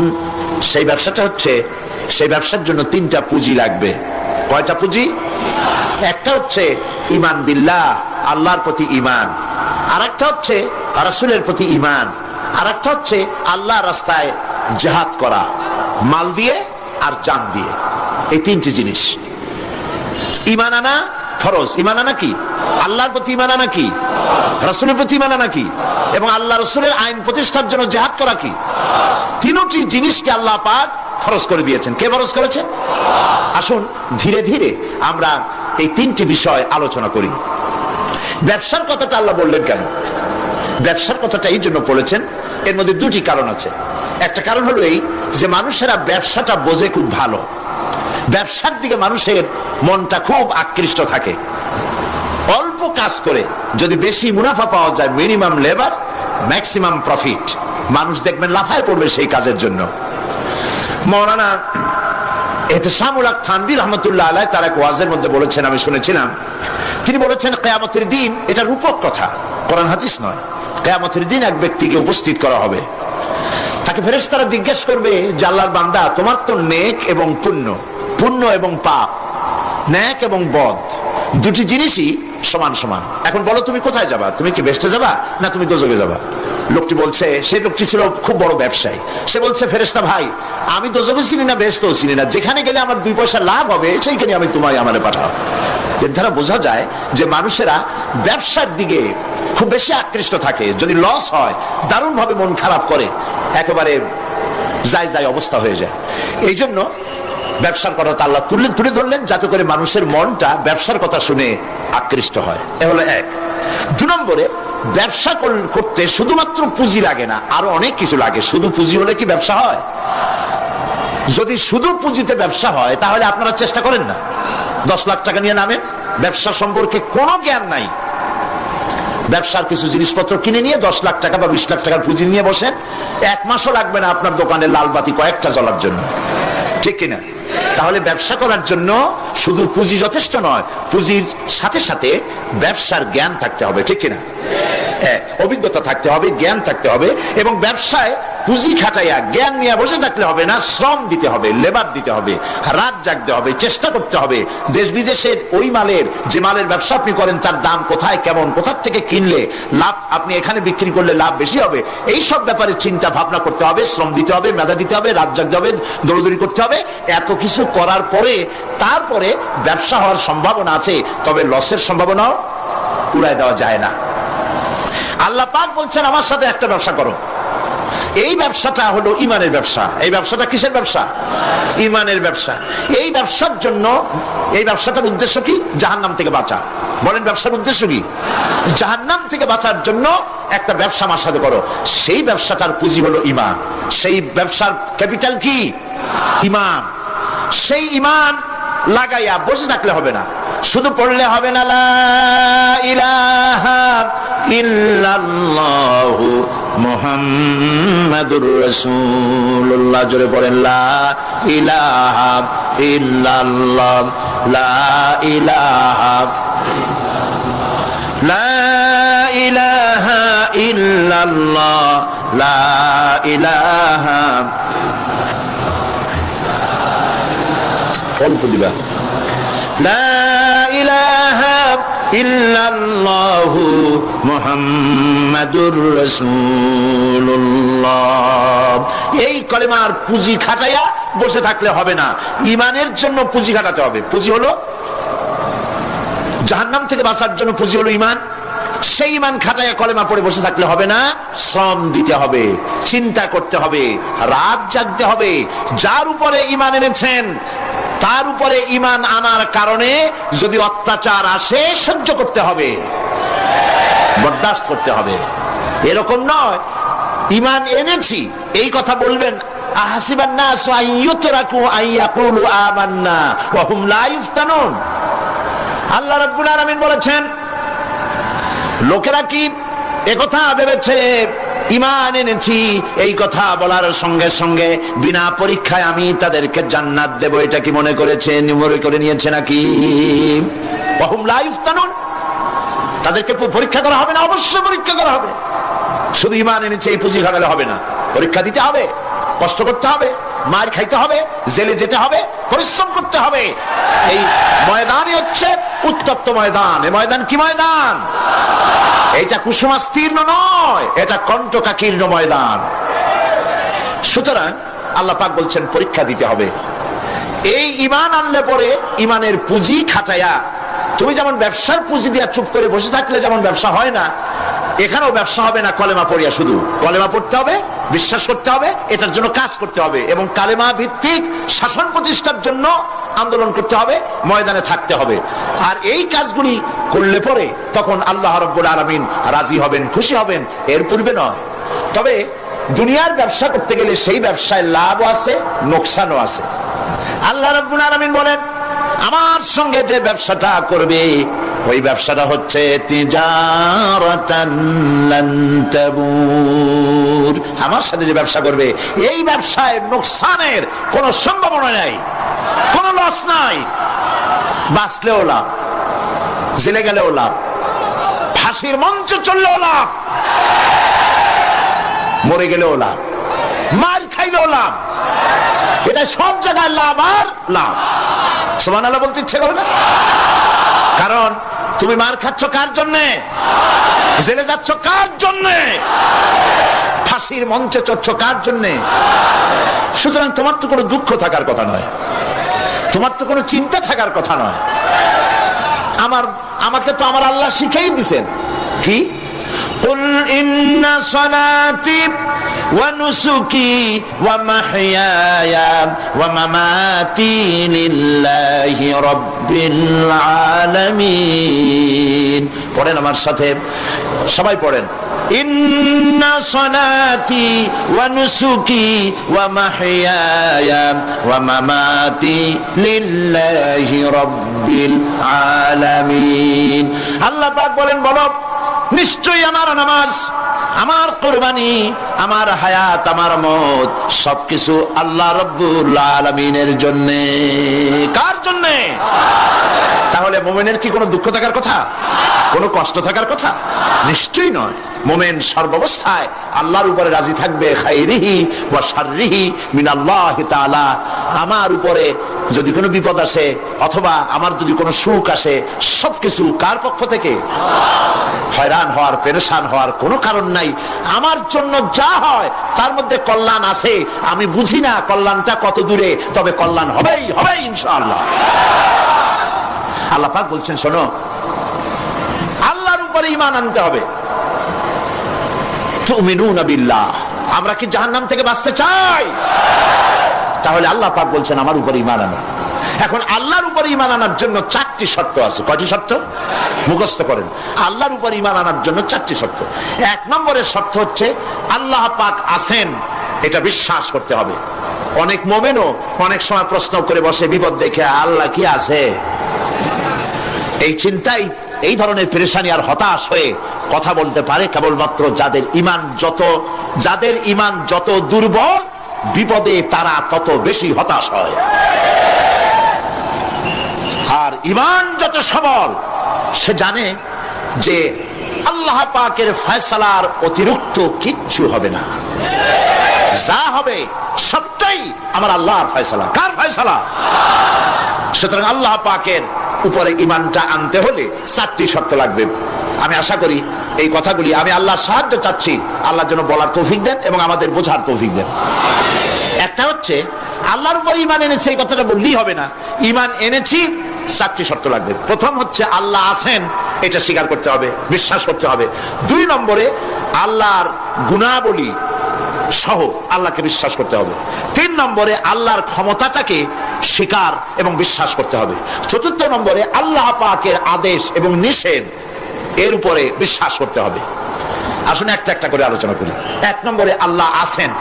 আমার মনে হয় এই ব্যাপারে বক্তৃতা করার কোনো দরকার নাই, কারণ আল্লাহ নাই এই চিন্তা যারা করে তাদের এই মাহফিলে এসে বসার কোনো জরুরত নেই, ঠিক কি না? আমি ধরে নিতে পারি যে যারা আসছেন, বসে আছেন, দাঁড়ায় আছেন, সব আল্লাহরে বিশ্বাস করে। সুবহানাল্লাহ। আল্লাহ ছিলেন, আছেন, থাকবেন। যারা বিশ্বাস করে না এগুলো পোড়া কপাল, ঠিক কিনা? পোড়া কপালিয়া। তবে আমি যতদূর লেখাপড়া করেছি, যদ্দূর আমি পড়াশোনা করেছি, তাতে আমি দেখেছি আল্লাহ সম্পর্কে সন্দেহ পোষণ কোনো কৃষক করে না, কোনো রিক্সাওয়ালা করে না, কোনো কুলি মজুর করে না, কোনো সিলেবাদাম বিক্রেতা করে না, কোনো মাঝিরা, নৌকার মাঝিরা করে না, সাধারণ মানুষেরা করে না। আল্লাহর ব্যাপারে কোনো সন্দেহ পোষণ করে না। সন্দেহ পোষণ করে কারা? বুদ্ধির ঠেলায় মাথায় চুল নাই যাদের। ওই কয়েকটা পাতা ইংরেজি বই পড়ছে, আরে থামো, ওই আরে নাইছো না, থামো।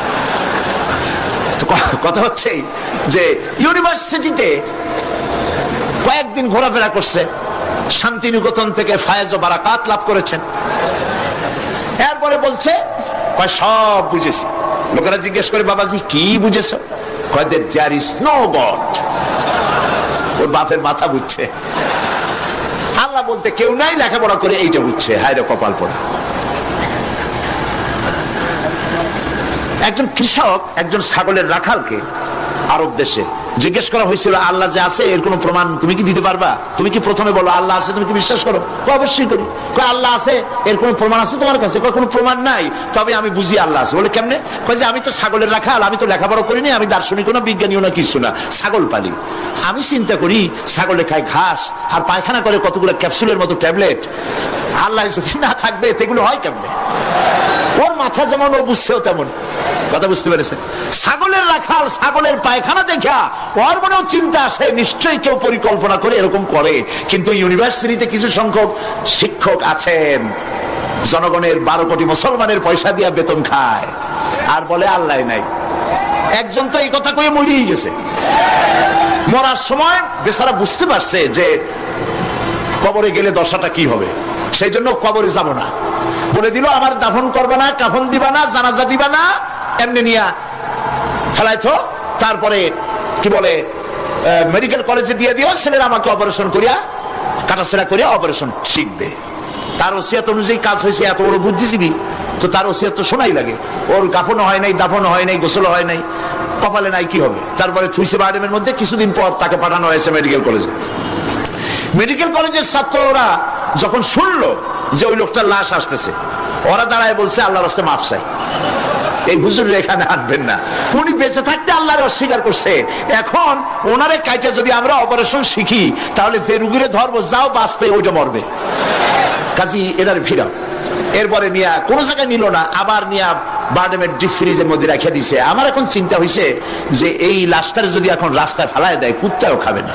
কারণ আমার দেশের কুত্তা, আমার দেশের কুকুরেরা এতটা অভদ্র না যে কুকুরে এত পুরানা বাসি লাশ খাওয়ার মতো আমাদের কুকুর এত বেয়াদব হয় নাই, এতটা অসভ্য হয়ে পারে না। কাজী আল্লাহর সাথে যারা নাফরমানি করে, আল্লাহ এরকম দেখান, তবে এগুলি বুঝবে কারা? বুঝবে কারা? আল্লাহ রাব্বুল আলামিন বলেন, ওয়াতিলকাল আমসালু নাদরিবুহা লিন-নাস ওয়া মা ইয়াকিলুহা ইল্লাল আলিমুন। অসংখ্য দৃষ্টান্ত এই পৃথিবীর বুকে ছড়ায় রেখেছি। এসব দৃষ্টান্ত থেকে উপদেশ গ্রহণ করতে পারবে তারা যাদেরকে আমি রব্বুল আলামিন জ্ঞান দান করেছি, যাদের জ্ঞান দিয়েছি। ওরা তো জ্ঞান পায় নাই, ওরা পাইছে বুদ্ধি। ওরা কি পেয়েছে? বুদ্ধি। আল্লাহ কোরআন শরীফে কোথাও বলেন নাই যে তোমরা আমার কাছে দোয়া করো, আল্লাহ আমার বুদ্ধি বাড়ায় দাও। আছে না এরকমের কথা? আল্লাহ কি বাড়াইতে বলছে? আল্লাহ রাব্বুল আলামিন বান্দাদেরকে শিখায়েছেন, বান্দারা আমার কাছে দোয়া কর, রব্বি জিদনি ইলমা। পড়েন সবাই, রব্বি জিদনি ইলমা। আয় আমার রব, আয় আমার স্রষ্টা, তুমি আমার ইলমকে, আমার জ্ঞানকে বৃদ্ধি করে দাও। বলেন সুবহানাল্লাহ। সুতরাং আল্লাহ রাব্বুল আলামিন সম্পর্কে সামান্য লেখাপড়া যারা করে, ওরা আল্লাহরে বুঝবে কি করে? তবে আল্লাহ কোনো অ্যাকশন নেন না। পিঁপড়া সে যদি হাতির দেখে একটা ঠ্যাং উঁচু করে বলে, হে হাতি কত বড় একটা দেহ, এরকম যদি একটা বেসকি দেয়, তাহলে হাতি কি পিঁপড়ারে তাড়িয়ে আসে নাকি? তোমার মতো ছাগল পাগল কইলো যে আল্লাহ নাই, তাতে আল্লাহর কিছু আসে যায়? ছাগল পাগল কুকুর ভেড়া এগুলোর কোনো দাম নাই আল্লাহর কাছে, এগুলোর কোনো মূল্য নাই। আল্লাহ পাক বলেছেন যারা আল্লাহরে অস্বীকার করে, যারা কাফের, তারা জানোয়ারের চাইতে নিকৃষ্ট। তারা হচ্ছে পৃথিবীর সমস্ত সৃষ্টি জগতের মধ্যে নিকৃষ্ট হচ্ছে তারা, যারা কাফের, যারা আল্লাহকে অস্বীকার করেছে। দেখুন কোরআন শরীফে আল্লাহ পাক এক জায়গায় বলেছেন ওয়ালাকাদ জারা'না লি জাহান্নামা কাসীরাম মিনাল জিন্নি ওয়াল ইনস, আমি মানুষ এবং জিনেদের মধ্যে এক শ্রেণীর মানুষ আর জিনকে তৈরি করেছি জাহান্নামের জন্য। জাহান্নামের জন্য তারা তৈরি হয়েছে। কারা? লাহুম কুলুবুন লা ইয়াফকাহুনা বিহা, যাদেরকে অন্তঃকরণ দিয়েছি, এই অন্তঃকরণ দিয়ে সব বুঝলো, এই বিবেক দিয়ে সব বুঝলো, কিন্তু আমারে বুঝলো না, আমার সৃষ্টি বুঝলো না। ওয়ালাহুম আয়ুনুন লা ইউবসিরুনা বিহা, তাদের চোখ দিছি কিন্তু চোখ দিয়ে সব দেখলো, আমার সৃষ্টি দেখে আমাকে চিনলো না। তাদের কান দিলাম, এ কান দিয়া সব শুনলো, কিন্তু মজলুম দুর্বলের ফরিয়াদ তাদের কানের মধ্যে ঢুকলো না। উলাইকা কাল আনআম, আল্লাহ পাক বলেন এগুলি হলো চতুষ্পদ। কি কোন আপনারা বলেন? কি জানোয়ার? কে বলতেছেন?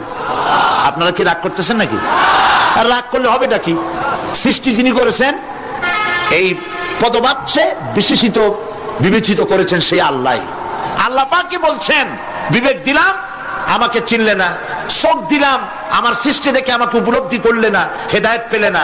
কান দিলাম, হক শুনলে না। উলাইকা কাল আনআম, মালিক চেনো নাই, কাজী তুমি হচ্ছে চতুষ্পদ জানোয়ারের মতো। এ পর্যন্ত বললে না হয় হতো, কিন্তু আল্লাহ আরো একটু আগায় গেলেন। আল্লাহ পাক সামনে গিয়ে বললেন বাল হুম আদাল, জানোয়ারের চাইতে নিকৃষ্ট।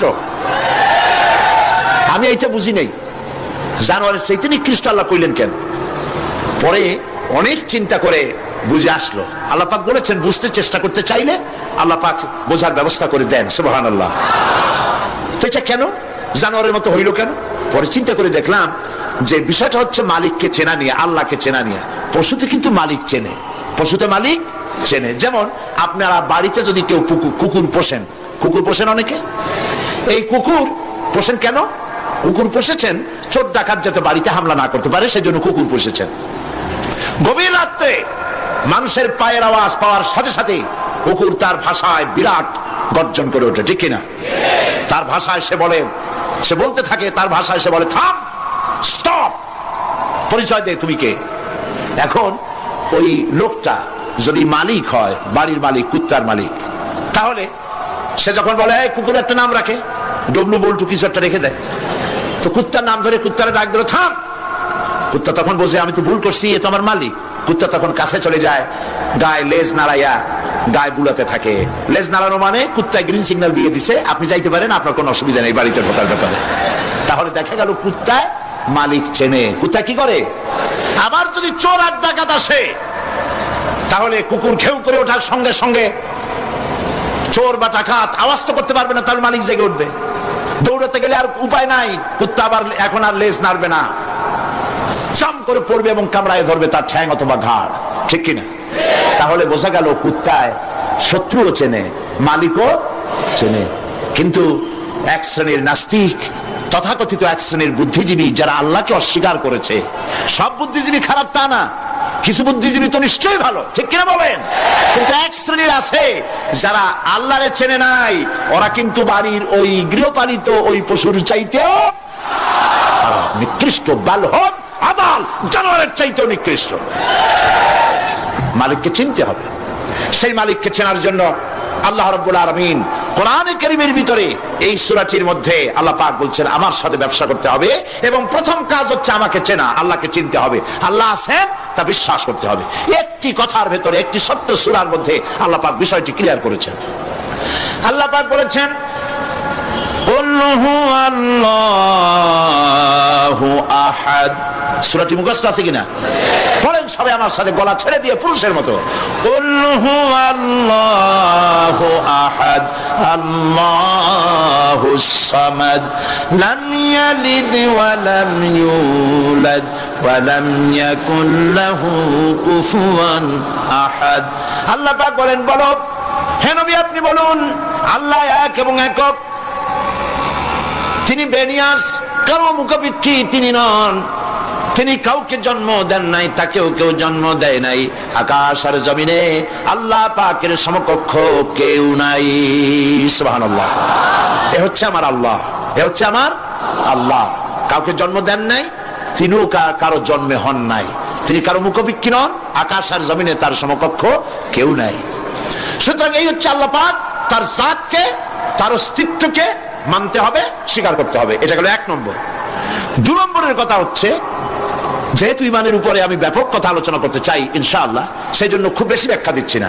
2 নম্বরে হচ্ছে, আমি বলছিলাম কয়টা শর্ত? 4টে। 1 নম্বর কি? আল্লাহর অস্তিত্ব। 2 নম্বরে হচ্ছে আল্লাহর গুণাবলী, গুণাবলীকে স্বীকার করা। পানিকে বিশ্বাস করতে হবে, পানি ডুবাই দিতে পারে, ভিজাইতে পারে। পানির এই ধর্ম সহকারে, এই শক্তি সহকারে পানিকে বিশ্বাস করতে হবে। পয়জনকে বিশ্বাস করতে হবে, তাকে পান করলে আমি মরে যেতে পারি। সাপে দংশন করলে মরে যেতে পারি, সাপকে এভাবে বিশ্বাস করতে হবে। বাঘকে বিশ্বাস করতে পারে হতে হবে যে সে যে কোনো মুহূর্তে আমাকে হামলা করতে পারে। প্রত্যেক জিনিসের শক্তি সহকারে, আগুন সে জ্বালাতে পারে, পোড়াতে পারে, এই শক্তি সহকারে বিশ্বাস করতে হবে। আল্লাহরে বিশ্বাস করবেন কিভাবে? আল্লাহর গুণাবলী সহকারে। বলেন, আল্লাহকে বিশ্বাস করবেন কিভাবে? তার গুণাবলী সহকারে বিশ্বাস করতে হবে। শুধু যদি বলেন আল্লাহরে বিশ্বাস করি, হবে না। আল্লাহর গুণ সহকারে বিশ্বাস করতে হবে। 1 নম্বর গুণিত হচ্ছে আল্লাহ হচ্ছেন খালিক, তিনি হচ্ছেন স্রষ্টা। আল্লাহকে আমার স্রষ্টা, আমার রব, গোটা বিশ্বের রব, বিশাল আকাশের মালিক, জমিনের মালিক, বিস্তীর্ণ এই পৃথিবীর মালিক, সব কিছুর একচ্ছত্র মালিককে আল্লাহ পাককে স্রষ্টা হিসেবে মানতে হবে। তিনি সৃষ্টি করেছেন, তিনি রব, তিনি সৃষ্টি করেন, তিনি প্রতিপালন করেন, তিনি পূর্ণতায় পৌঁছে দেন। এই হিসাবে তিনি তাকে বিশ্বাস করতে হবে। গোটা সৃষ্টিকে প্রতিপালন করার জন্য পানি দরকার। এই পানির বন্দোবস্ত কে করেছেন? বলেন, কে করেছেন? এই পৃথিবীর 4 ভাগের 3 ভাগ কি? বলেন কি? পানি। আর 1 ভাগ স্থল। এই অতিরিক্ত পানি যে আল্লাহ বানালেন, 3 ভাগ পানি 1 ভাগ স্থল, এ পানি কি খামোখা বানিয়েছেন? না। এই পৃথিবীকে বাঁচায় রাখার জন্যই আল্লাহ পাক পানি বানায় রেখেছেন, অতিরিক্ত পানি বানাইছেন। আবার ওই পানি সব জায়গায় পৌঁছতে পারবে না বলে আল্লাহ বিরাট জলাধার বানিয়েছেন, সমুদ্র, মহাসমুদ্র, বিরাট বিরাট দরিয়া। এতে পানি সব জায়গায় পৌঁছবে না বলে আল্লাহ পাক আবার খাল বানিয়েছেন, নদী বানিয়েছেন, বিল বানিয়েছেন, হাওর বানিয়েছেন। পানি মাটির পরতে পরতে আল্লাহ পাক পানি রেখে দিয়েছেন। সুবহানাল্লাহ। তারপরে এতেও হবে না, সেই জন্য আল্লাহ পাক আবার সমুদ্র থেকে পানিগুলি তুলে মেঘমালায় পরিণত করে বৃষ্টির আকারে ফোঁটা ফোঁটা পানি দিয়ে, কোথায় কোথায় শুকনা একটা বালুকণা আছে তাকেও খুঁজে বার করে পানি দিয়ে আল্লাহ পাক সিক্ত করে দেন, ভিজায় দেন। হচ্ছে আল্লাহ। তার এই প্রতিপালনের শক্তি সহকারে, গুণ সহকারে তাকে বিশ্বাস করতে হবে। সবকিছুর স্রষ্টা তিনি, মালিক তিনি। ওই আল্লাহ রাব্বুল আলামিন, তার গুণাবলী সহকারে বিশ্বাস করতে হবে। তার গুণ হচ্ছে তিনি খালিক, তিনি মালিক, তিনি রাজ্জাক। সকলের খাবার তিনি পৌঁছান। কারো খাবার তিনি, পৃথিবীতে যত প্রাণী তৈরি করেছেন সকলের খাবারও তিনি তৈরি করে দিয়েছেন। আল্লাহ পাক বলেছেন, ওয়া মা মিন দাব্বাতিন ফিল আরদি ইল্লা আলাল্লাহি রিজকুহা। পৃথিবীর ভিতরে এমন কোন প্রাণী নাই, এমন কোন জীব নাই যার রিস্কের দায়িত্ব আমি আল্লাহ গ্রহণ করি নাই। সুবহানাল্লাহ। সকল প্রাণী জগতের খাবার কে তৈরি করেছেন? খাবার পৌঁছাইছেন কে? একটা দৃষ্টান্ত দেই, যেহেতু আজকে এই বিষয় আমি বলবো না, একটা দৃষ্টান্ত দেই বোঝার জন্য। আপনারা মুরগির ডিম দেখছেন নিশ্চয়ই, অন্যান্য পাখির ডিমও দেখেছেন। এই ডিমের ভিতর থেকে বাচ্চা হয় ডিমের কোন অংশ দিয়ে? ভেতরের কুসুমটা দিয়েই কি হয় বলেন? বাচ্চা হয়। বাচ্চা যখন ডিমের ভিতরে হলো তখন তার প্রাণ আসছে। এই প্রাণ আসার পর, প্রাণ আসার সাথে সাথে বাচ্চার ক্ষুধার উদ্রেক হয়েছে। খাবেটা কি? ডিমের ভিতরে খাবার পৌঁছতে গেলে ডিম তো ফেটেই যাবে, বাচ্চা মরে যাবে। এখন খাবারটা দুনিয়ার কোন বিজ্ঞানী ডিমের পেটের মধ্যে, ডিমের মধ্যের বাচ্চাকে খাবার পৌঁছতে পারবে কি? তাহলে ওই ডিমের মধ্যে বাচ্চাটাকে খাবার কে দেন? কিভাবে দেন দেখছেন আপনারা? কুসুমের বাইরে যে সাদা অংশটা থাকে এটা হচ্ছে প্রোটিন, এটা হচ্ছে খাদ্য। যতদিন এই বাচ্চাটা কুসুমের ভিতর থেকে বাচ্চায় পরিণত হয়ে যতদিন ডিমের মধ্যে থাকা লাগবে, 18 দিন বা 19 দিন যতদিন থাকা লাগবে, ততদিনের খাদ্য ওর চতুর্পাশে রেখে দেওয়া হয়েছে। সবটুকুন খেয়ে খেয়ে যেদিন তার সবটা সাদা অংশ খাওয়া হয়ে গেল, তখন ঠোঁট দিয়ে পাতলা পর্দাকে ফাটায় দিয়া পৃথিবীর মাঝে বেরিয়ে আসে। এই বাচ্চাটির খাবার কে দিয়েছে? আল্লাহ পাক। সমস্ত প্রাণীর খাদ্য তিনি পৌঁছে দিয়েছেন, কোন জিনিস তিনি বাকি রাখেন নাই। আল্লাহকে বিশ্বাস করতে হবে, তিনি রাজ্জাক, তিনি খালেক, তিনি রব। তিনি স্রষ্টা। এই আল্লাহ পাকের যে 99টি নাম আছে, সমস্ত নাম হচ্ছে গুণবাচক নাম। এই গুণবাচক নাম দিয়ে তার গুণ সহকারে তাকে বিশ্বাস করতে হবে। গেল 2 নম্বর। কয়টা বলেছিলাম? সত্য। 3 নম্বর হচ্ছে আল্লাহ পাকের ক্ষমতা। আল্লাহরে বিশ্বাস করবেন ক্ষমতা দিয়ে। কি দিয়ে বিশ্বাস করবেন? ক্ষমতা দিয়ে। কি ক্ষমতা? আল্লাহ রাব্বুল আলামিন তার ক্ষমতা হচ্ছে দিনকে রাত বানাতে পারেন, রাতকে দিন বানাতে পারেন, সাগরকে নগর বানাতে পারেন, নগরকে সাগর বানায় দিতে পারেন, পথের মানুষ ধরে, রাস্তার মানুষ ধরে প্রেসিডেন্ট বানায় দিতে পারেন, আবার প্রয়োজনে ফাঁসির মঞ্চে চড়াই দিতে পারেন। আল্লাহ রাব্বুল আলামিন জিন্দাকে মৃত্যু করেন, মৃত্যুকে জিন্দা করেন, সবকিছুর ক্ষমতা। ইন্নাল্লাহা আলা কুল্লি শাইইন কাদির। সমস্ত জিনিসের উপরে ক্ষমতা রাখেন কে? জোরে বলুন। সব জিনিসের উপরে প্রচন্ড ক্ষমতার মালিক। এই ক্ষমতা অ্যাপ্লাই করার জন্য আল্লাহ রাব্বুল আলামিনের কোনো বাটন টেপা লাগে না, সেনাবাহিনী ডাকার দরকার হয় না। শুধু বলেন 2টা অক্ষর। বলেন তো কি? মাশাআল্লাহ, আপনাদের ওয়াজ শুনেই মজা আছে, কারণ আপনারা বোঝেন। শুধু 2টা অক্ষর, কোন হও, সাথে সাথে হয়ে যায়। এটার 2টা ব্যাখ্যা আছে। একটা হচ্ছে যেটা আল্লাহ পাক এখনই চান, সেটা কোন বলার সাথে সাথে তখনই হয়। আবার যেটা এখন চান না, কিছু পরে, সেটার জন্য কোন বলার সাথে সাথে সেটার হওয়ার প্রক্রিয়া শুরু হয়ে যায়। সুবহানাল্লাহ। দেখেন না, এই যে ভারতের আনজার, ভুজ, আহমেদাবাদ, এইখানে আল্লাহ অবিশ্বাসী লোক যারা, তারা বলে প্রকৃতির লীলা খেলা। তো প্রকৃতি এটা কি কোনো জানোয়ারের নাম যা আল্লাহর অবাধ্য? আল্লাহ যা বলে তা শোনে না, এক জায়গায় কাঁপাই দিয়ে সব ভেঙে চুরে শেষ করে দেয়, অথবা বন্যা হয়ে সব ডুবাই দেয়। প্রকৃতি কোনো জানোয়ারের নাম নয়। আল্লাহ পাক যখন যা ইচ্ছা করেন, ফাআলুল লিমা ইউরিদ, যা খুশি তাই করেন। আল্লাহর ইচ্ছে হয়েছে বলেছেন। সঙ্গে সঙ্গে এ পর্যন্ত খবর যা পাওয়া গেছে, মৃতের সংখ্যা 2 লাখের উপরে। আল্লাহ পাক ইচ্ছে করলে সব জায়গায় এটা করে দিতে পারেন। আমি ভূমিকম্প কেমনে হয় আমি সেটা দেখেছি। আজ থেকে কয়েক বছর আগে ক্যালিফোর্নিয়া, আমেরিকার একটি স্টেট, লস অ্যাঞ্জেলেসে ভূমিকম্প হয়েছিল। ওই দেশে রাস্তা আছে 2 তলা, 3 তলা, 4 তলা, ফ্লাইওভার গুলি 3 তলা, 4 তলা পর্যন্ত। এই দৃশ্যটা ওয়াশিংটনের নাসা, যেখানে মহাশূন্য গবেষণাগারের কয়েকটা অফিস আছে, তার একটি অফিস আছে ওয়াশিংটনে।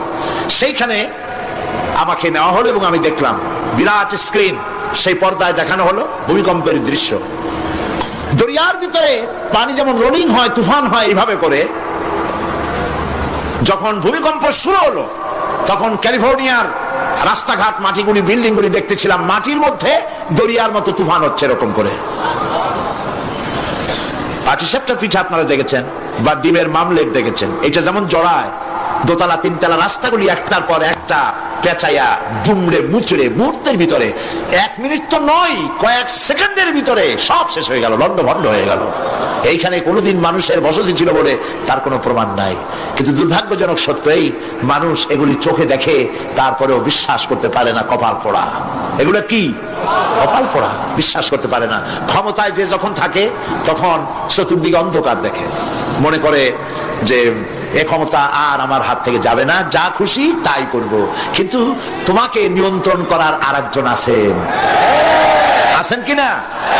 সেজন্য আল্লাহ পাক বলেছেন, ওয়ায়ামুদ্দুহুম ফি তুগয়ানিহিম ইয়ামাহুন, আমি যারা সীমা লঙ্ঘন করে আমি ঢিল দেই, একশোটে ধরি না, ঢিল দেই, দেখি কতদূর পারো। এই জন্য তো ফেরাউন বেঁচে ছিল 950 বছর। কোন কোন কিতাবে লেখা আছে 950 বছর হায়াত পেয়েছিল, জানি না কত বছর পাইছিল। 950 বছরের ভেতরে একদিন তার সর্দি হয় না। ও যেন বলতে না পারে যে যদি আমার অসুখ বিসুখ হইতো, তাও তো আমি আল্লাহ তোমারে ডাকতাম। মানে মুনাফিক, কাফের, বেঈমান, অহংকারী। আল্লাহ সুযোগ দেন, পাপিষ্ঠকে সুযোগ দিয়ে দেন। এই কথা যেন বলতে না পারে যে আল্লাহ আর যদি 6টা মাস সময় পাইতাম তাহলে আমি ভালো হয়ে যেতাম। এরকমও সুযোগ দেওয়া হয় না। ঠিক আছে, করতে থাকো, দেখি কতদূর পারো। তারপরে যখন সীমা লঙ্ঘন করে করে একদম প্রান্তে এসে যায়, তখন দড়ির অপর প্রান্ত কার কাছে? কার কাছে? ঘুড়ি যত উপরেই ওড়ে, ঘুড়ির লাটায় ওর পেছনে একটা সুতা আছে, সেই সুতাটা আরেকজনের হাতে, ঠিক না? ঘুড়ি যতই মনে করুক যে আমি পাল্লা দিয়ে মঙ্গল গ্রহে যাব, যেখানে ঘুরি সেখানে যাব, ঘুড়ির এই অহংকার মিশে বেশি দূরে যেতে পারবে না, যেহেতু তোমার পেছনে একটা দড়ি আছে, সেই দড়িটা আরেকজনের হাতে। এই দড়িতে যখন টান দেওয়া হবে, কাছে ফিরে আসতে হবে, যেখান থেকে উৎপত্তি সেখানেই ফিরে আসতে হবে। সুতরাং আল্লাহ পাকের এই প্রচন্ড ক্ষমতাকে বিশ্বাস করতে হবে যে তিনি বিরাট ক্ষমতার মালিক। ফকিরকে আমির বানান, আমিরকে ফকির বানান, আবার প্রয়োজনে ইচ্ছে করলে পথের লোক ধরে, কেউ চেনে না কেউ শোনে না, আল্লাহ পাক ধরে নিয়ে বাদশা বানান, আবার যখন আল্লাহ নারাজ হন তখন ফাঁসিতে ঝুলায় দেন। পারেন কিনা? পারেন কিনা? প্রচন্ড ক্ষমতার মালিক তিনি। আল্লাহ পাককে বিশ্বাস করার জন্য 4টি শর্তের: আল্লাহর অস্তিত্বে বিশ্বাস, গুণাবলীতে বিশ্বাস, ক্ষমতায় বিশ্বাস, 4 নম্বরে হচ্ছে তার হুকুম এবং আহকামে বিশ্বাস। আল্লাহ পাক যে সব আদেশ করেছেন, নিষেধ করেছেন, সেগুলি মানতে হবে। আল্লাহ যা হুকুম করেছেন তা মানতে হবে, যা নিষেধ করেছেন তার থেকে ফিরতে হবে। তাহলে বোঝা যাবে যে আপনি আল্লাহকে বিশ্বাস করেছেন। আল্লাহর বিশ্বাস করি কিন্তু আল্লাহর আইন মানি না, এই বিশ্বাসের কোনো দাম আছে? বলেন, দাম আছে? আল্লাহকে বিশ্বাস করি অথচ ইসলামকে বলি মৌলবাদ। ইসলামের কাজ যারা করে তাদেরকে বলি মৌলবাদী। আর যাই হোক, এগুলো মুসলমান না, এগুলি মুনাফিক। এগুলি কি? এই জন্য আল্লাহ পাক বলছেন, জাহান্নামের কঠিন শাস্তি থেকে বাঁচার জন্য আমার সাথে ব্যবসা করো। কার সাথে? এই ব্যবসার মধ্যে 3টা পুঁজি: তুমিনুনা বিল্লাহি ওয়া রাসূলিহি ওয়া তুজাহিদুনা ফি সাবিলিল্লাহি বিআমওয়ালিকুম ওয়া আনফুসিকুম যালিকুম খায়রুল লাকুম ইন কুনতুম তা'লামুন। আমার সাথে ব্যবসা করো। সেই ব্যবসার পুঁজি হলো 3টি। পুঁজি কয়টা বলেছি? কয়টা? একটাও এখনো শেষ হয়নি। প্রথমে বলেছিলাম আল্লাহর প্রতি ঈমান, 2 নম্বরে রাসূলের প্রতি ঈমান, 3 নম্বরে এখনই ভুলে গেলেন? জোরে বলেন কি? এখন আল্লাহর প্রতি ঈমান আনলে পরে উপকার কি কি কি উপকার হয় সেটা শোনার দরকার কিনা? ফায়দা ছাড়া তো মানুষ কাজ করে না, ফায়দা হইতে হবে, লাভ হইতে হবে। ঈমান, আল্লাহর প্রতি ঈমান আনলে অনেক লাভ। তার মধ্যে কয়েকটা লাভের কথা আজকে আমি বলবো ইনশাআল্লাহ। বলেন ইনশাআল্লাহ। বলবো কিনা? কয়েকটা লাভের কথা বলি, আমি আশা করি ফায়দা হবে ইনশাআল্লাহ। বলি ইনশাআল্লাহ। 1 নম্বরের ফায়দা, আল্লাহর উপর ঈমান আনলে, মুখস্থ করেন, কাগজ কলম থাকলে লিখে নেন, আর না হয় মনে মনে মনে রেখে দেন, মেমোরিতে ধরে রাখেন। আল্লাহর উপর ঈমান আনার 1 নম্বরের লাভ হচ্ছে আত্মমর্যাদার সৃষ্টি হয়। যারা আল্লাহর উপর ঈমান আনে তাদের আত্মমর্যাদা সৃষ্টি হয়, পার্সোনালিটি, শখসিয়ত তৈরি হয়। এমন শখসিয়ত হয়, শখসিয়ত মানে কি? পার্সোনালিটি। পার্সোনালিটি মানে কি? ব্যক্তিত্ব। ব্যক্তিত্ব তৈরি হয়। সে কোনো পাগল শ্রেণীর লোক হয় না, তার চলায়, তার বলায়, তার ওঠায় ব্যক্তিত্বের ছাপ ফুটে ওঠে। এই ব্যক্তিত্বের পরিস্ফুটনের কথা বিশ্বকবি বলেছেন। কে বিশ্বকবি? আল্লামা ইকবাল রহমতুল্লাহ আলাইহি। আল্লামা ইকবাল রহমতুল্লাহ আলাইহি তিনি বলছেন, खुदी को कर इतना बुलंद, खुदी को कर इतना बुलंद कि हर तकदीर लिखने के पहले खुदा पूछे बंदे को बता तेरी रजा क्या है।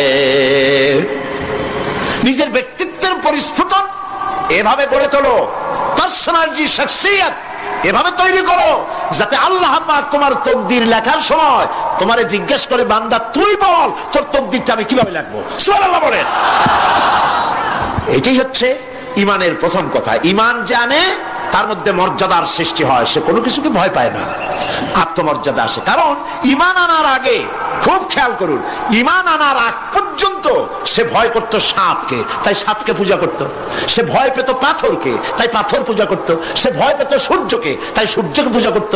সে ভয় পেত পানিকে, তাই পানি পূজা করত।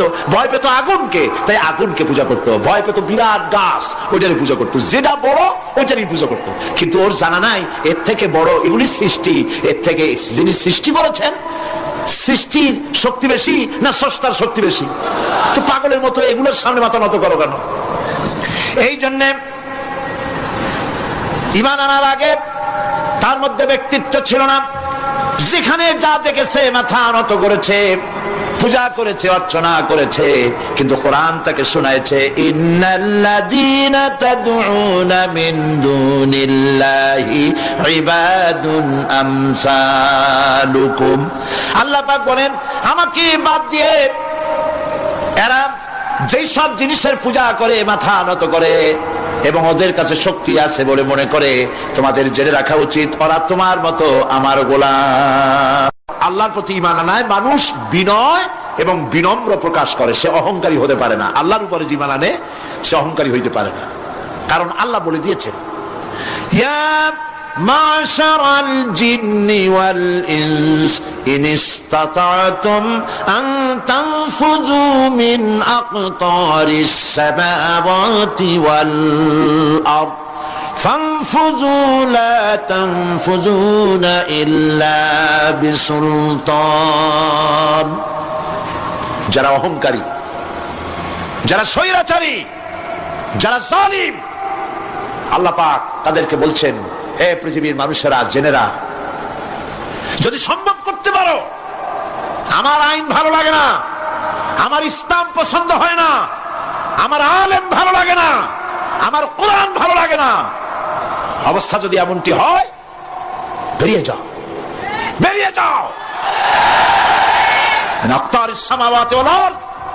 আমার সার্বভৌমত্বের ভেতর থেকে, আকাশের নিচের থেকে, জমিনের উপর থেকে বেরিয়ে যাও। ফানফুযু লা তানফুযু ইল্লা বিসুলতান। কোথায় যাবে? পালাবার জায়গা নাই, বেরোতে পারবে না। আকাশ আর জমিন দিয়ে প্যাকেট করে রেখেছি, পালাবার জায়গা নাই। কোথায় যাইবা?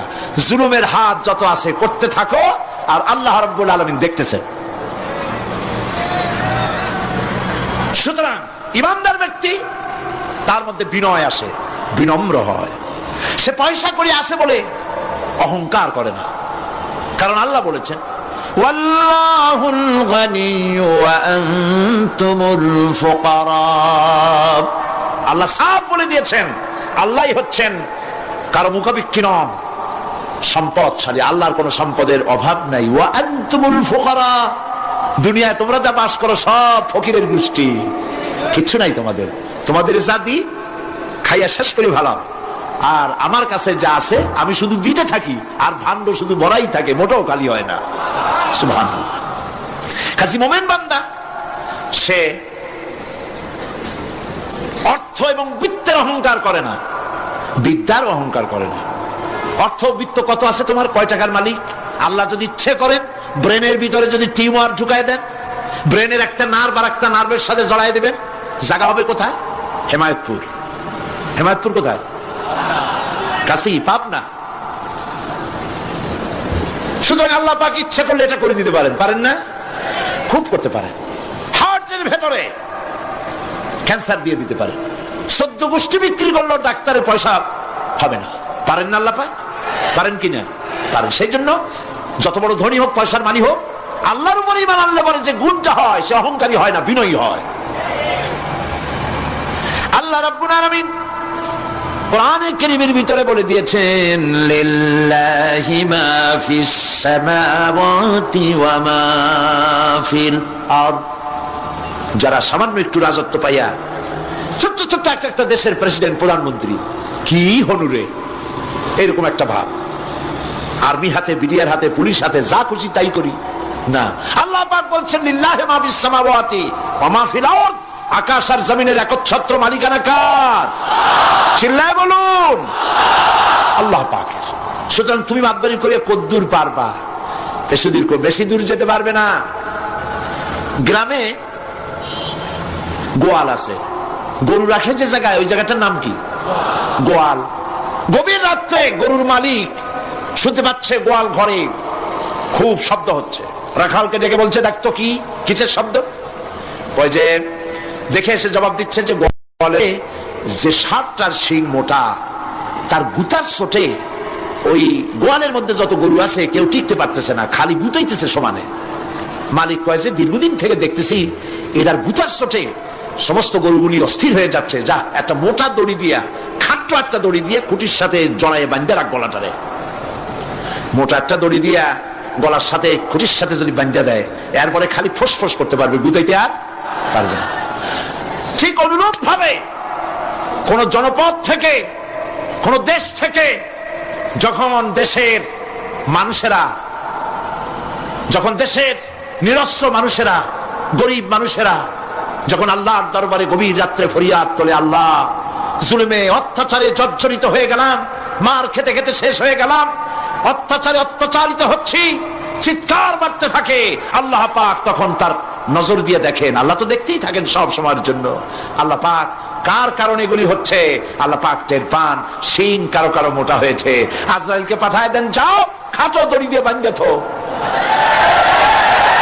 খাটো দড়ি কোনটা বুঝছেন? 3 হাত, 3 হাত কবর কোনটা? খাটো দড়ি দিয়ে বাঁধে থো। সুতরাং কত বড় বড় রাজা বাদশা ক্ষমতা এলো, মানুষের উপরে জুলুম করলো, আল্লাহ পাক তার ইন্তেকাম নিয়েছেন। সেই আল্লাহ এখন আর নাই, নাউজুবিল্লাহ। সে আল্লাহ আছেন কিনা? পূর্ণ শক্তিতে বহাল কিনা?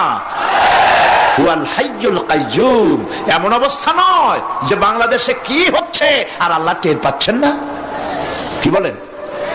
আল্লাহ রাব্বুল আলামিন বলেন, লা তাখুযুহু সিনাতুন ওয়ালা নাওম। ঘুম নাই, তন্দ্রা নাই। কার? ঘুমানো না, তন্দ্রাও যান না। তন্দ্রা কারে কয়? জি, ঝিমটি, জিমানি, যাই বলেন আপনারা বুঝে নিয়ে। ওই যে বসে বসে এরকম করে, আল্লাহ ওরকমও করেন না। ঘুমো নাই, তন্দ্রাও নাই। হযরত মুসা আলাইহিস সালাম বলছিলেন যে আল্লাহ তুমি নাকি ঘুমাও না। মুসা আলাইহিস সালাম তো খুব আদরের নবী, আল্লাহ পাকের খুব আদরের নবী, দারুণ আদর। আল্লাহ পাক বলছেন, মুসা আমি তোমারে আমার জন্য বানাইছি। সুবহানাল্লাহ। কোরআন শরীফে আছে, আল্লাহ পাক বলছেন, মুসা আমি তোমারে আমার জন্য বানাইছি। তোমাকে যখন তোমার মা দরিয়ায় ভাসায় দিয়েছিল, আমি তোমার বাক্সর দিকে তাকাইছিলাম। সুবহানাল্লাহ। আল্লাহ যদি বলেন আমি তাকাইছিলাম, সুবহানাল্লাহ। তোমারে আমার জন্য বানাইছি।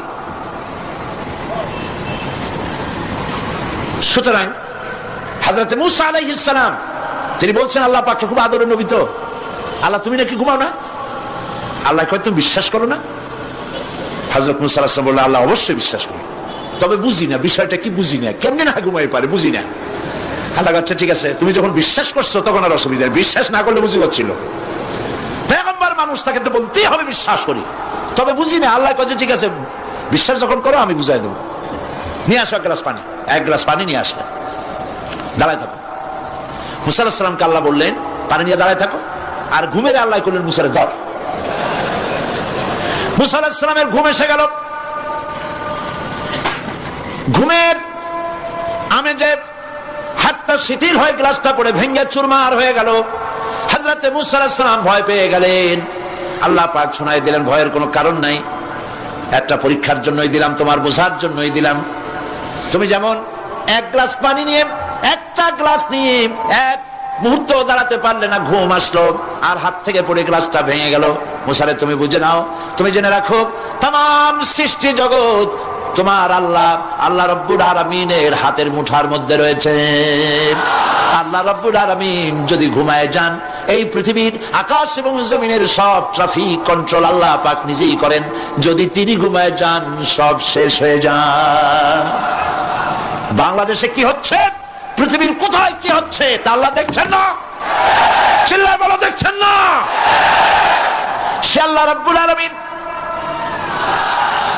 তিনি পরিষ্কার করে বলছেন, যারা নাকি মুমিন বান্দা তারা অহংকারী হয় না, ক্ষমতায় থাকুক ক্ষমতায় না থাকুক, কোন অবস্থাতেই অহংকারী হতে পারে না। আল্লাহ পাক শুনাই দিয়েছেন, যারা অহংকার করে তাদেরকে পরিষ্কার করে বলেছেন, ওয়ালা তামশি ফিল আরদি মারহান ইন্নাকা লান তাখরিকাল আরদা ওয়া লান তাবলুগাল জিবালা তুলা ওয়ালা তামশি ফিল আরদি মারহান। খবরদার, আমার জমিনের উপরে অহংকারের পথে বড় হেঁটো না। দেখছেন না কত আছে অহংকার করে হাঁটে, জমিনের উপরে জুতা পাই দিয়ে মচ মচ করে হাঁটতে থাকে। ওয়ালা তামশি ফিল আরদি মারহা ইন্নাকা লান তাখরিকাল আরদা তুমি কি তোমার পদাঘাত দিয়ে আমার জমিনটারে ভাটাই দিতে পারবা? বলেন পারবে? যদি শক্তি থাকে দাও লাথি, তোমার ঠ্যাং ভাঙবে, মাটির কিচ্ছু। ওয়ালান তাখরিকাল আরদা মা, তুমি আমার এই জমিনটাকে ধসাই দিতে পারবে না। আর ওয়ালান তাবলুগাল জিবালা তুলা, আর পাহাড়ের উচ্চতা লাফ দিয়ে তুমি ছাড়াই যেতে পারবে না। আমার জমিনও ফাটাইতে পারবে না লাথি দিয়া, লাফ দিয়া পাহাড়ের উচ্চতাও ছাড়াই দিতে পারবে না। এত লাফাও কেন? বলেন কম লাফাও, শক্তি কম দেখাও। আল্লাহ রাব্বুল আলামিন আবার বলেন ওয়াইবাদুর রাহমানিল্লাযীনা ইয়ামশুনা আলাল আরদি হাওনা, আল্লাহর বান্দা যারা, সত্যিকারের বান্দা যারা, তারা দুনিয়ার বুকে বিনয়ের সাথে হাঁটে, মাথা নিচু করে বিনয়ের সাথে হাঁটে। সুবহানাল্লাহ ওয়া বিহামদিহি। তুই আল্লাহর প্রতি ঈমানের সবথেকে বড় লাভ হচ্ছে আত্মমর্যাদা সম্পন্ন বানায়। ঈমান তাকে বিনয় এবং বিনম্র বানায়, অহংকারী বানায় না। আর অহংকার করে তুমি যাবা কই? কদ্দুর ক্ষমতা তোমার? আল্লাহ কোরআন শরীফের বহু আয়াত দিয়ে এই কথাগুলি বলেছেন। আর এটা গেল 2। 3 নম্বরে আল্লাহর উপরে ঈমান আনার, আমি কি বলতেছি বলেন তো দেখি, ফায়দা। আল্লাহর উপরে ঈমান আনার 3 নম্বরের ফায়দা হলো মুমিন ব্যক্তির মধ্যে বীরত্ব এবং নির্ভীক ভাব তার মধ্যে এসে যায়। সে নিজে মুজাহিদ, সে বীর, সে কাপুরুষ নয়। সুবহানাল্লাহ। আল্লাহর উপর ঈমানের কারণে বীরত্ব এবং নির্ভীকতার প্রশিক্ষণ তার মধ্যে তৈরি হয়ে যায়। কারণ মানুষের সবচেয়ে বড় ভয় হলো মৌতের। বলেন তো দেখি বড় ভয় কিসের? বলেন সবাই। আর যারা বললেন না তারা, তাদের মৌতের কোনো ভয় নেই। মৌতের ভয় আছে কিনা? আছে। কিন্তু ভয় করে যাবেন কই? ভয় তো সেইটারে করা যায় যেটাকে ভয় করে এড়ানো যায়। এখন মৃত্যুকে ভয় করে আপনি কি এড়াইতে পারবেন? পারবেন? আল্লাহ পাক বলছেন মুমিন নির্ভীক হবে, বীরত্বে পরিপূর্ণ হবে, কাপুরুষ হবে না, মৌতের ভয়তে পালায়ে বেড়াবে না। আল্লাহ পাক বলছেন কুল ইন্নাল মাউতাল্লাযীনা তাফিররুনা মিনহু ফাইন্নাহু মুলাকীকুম, মরণ থেকে পালাও তুমি, মরণ তোমায় লইবে ঘিরি, যদিও সুদূর আকাশ পানে, লুকাও সেথায় লাগিয়ে সিঁড়ি। এ মহারোগের চিকিৎসক নাই, নাই সে ঔষধ জগতে, খুঁজিয়া কাতর হইলে কি হবে, পারিবে না তারে ফিরাতে। মৃত্যু যখন তোমার এসে যাবে, তোমাকে মৌতের হাত থেকে কেউ রেহাই দিতে পারবে না। মৃত্যু তোমার হবেই। সুতরাং মৌত যখন হবে তখন তাকে ভয় করে তো কোনো লাভ নাই। আর মৃত্যু কোথায় হবে, কখন হবে, আমরা কেউ জানি না। জানেন? ওমা তাদরি নাফসুম বিআইয়ি আরদিন তামুত, কোন মাঠে, কোন ময়দানে কখন মৌত হবে কারো জানা নাই। এই গত নভেম্বর মাসের শেষ দিকে আমি লন্ডন সফর করেছিলাম। এক ভাইয়ের কাছে শুনলাম, আমি অবাক হয়ে গেলাম। তিনি পত্রিকা দেখে আমাকে বলেছেন এক লোক 8 তলা থেকে 8 তলা বিল্ডিং এর ছাদের উপরে পড়ে গেছে। 8 তলা বিল্ডিং এর ছাদের উপর থেকে পড়িয়া তার কিছু হয়নি, হাত পাও ভাঙে নাই, মরেও নাই, খালি কিছু চামড়া টামড়া ছিঁড়ে গেছে। তাড়াতাড়ি অ্যাম্বুলেন্স আসছে, অ্যাম্বুলেন্সে তাকে নিয়ে গেছে, হসপিটালে নিয়ে যাবে চামড়াগুলো সেলাই করে দেওয়ার জন্য। অ্যাম্বুলেন্সে উঠাইয়া তাড়াতাড়ি অ্যাম্বুলেন্স আসছে, দরজা যেভাবে লাগাইছে দরজাটা ভালোভাবে লাগে নাই। দেখেন নাই মাইক্রোবাসে বা অ্যাম্বুলেন্সে অনেক সময় দরজা এরকম মারে, মারার পরে অনেক সময় লাগে না, যার জন্য ড্রাইভার বলে যে দরজাটা ভালো করে লাগায় নেন, ঠিক না? দরজাটা ভালো করে লাগে নাই।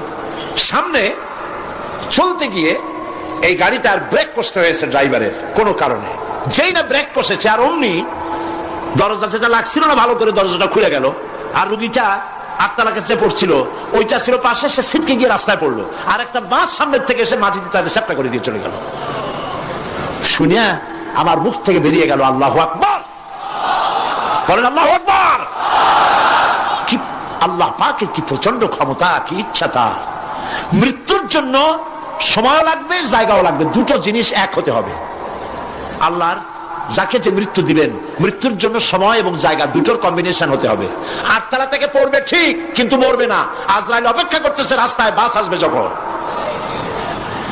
8 তলা থেকে পড়লো, অবিশ্বাস্য ভাবে লোকটা বেঁচে গেল। আর হসপিটালে তার যাওয়া হলো না, গাড়ির দরজা খুললো, রাস্তা দিয়ে পড়লো, আজরাইল দ্রুত তার কাম সেরে চলে গেল। সুতরাং মুমিন ব্যক্তি আল্লাহর উপর ঈমান আনার কারণে দুর্জয় মনোবল সৃষ্টি হয়। কাপুরুষ জীবনে কয়েকবার মরে, সাইকেলের টায়ার বাস্ট হয়েছে শুনে বেহুশ হয়, তারপরে ট্রাকের টায়ার বাস্ট হয়েছে শুনলে কানের তারা ফেটে যায়, বোম বাস্ট হয়েছে আওয়াজ শুনে হার্ট ফেল করে, পাতিশিয়ালের ডাক শুনলে কোনো হুঁশই থাকে না। এই হচ্ছে কাপুরুষদের কাজ। আর ইমানদার ব্যক্তি এগুলি পরোয়া করে না। তার জানা আছে যে আমার নির্ধারিত সময়ের এক মুহূর্ত আগে আমার মউত হবে না। তো মউত যখন আমার জন্য অবধারিত, দুনিয়ায় আসছি যখন, মউত যখন হবেই, সেই মউত বিড়ালের মতো হোক তা কি চান? পাতিশিয়ালের মতো হোক তা কি চান? আমি তো বলি যে বিড়ালের মতো 500 বছর বেঁচে থাকার কোনো লাভ নাই, সিংহের মতো 5 মিনিট বাঁচুন। মির্জাফরের মতো 50 বছর বেঁচে থাকায় লাভ নাই, খালিদ বিন ওলীদের মতো, সিরাজউদ্দৌলার মতো বেঁচে থাকুন।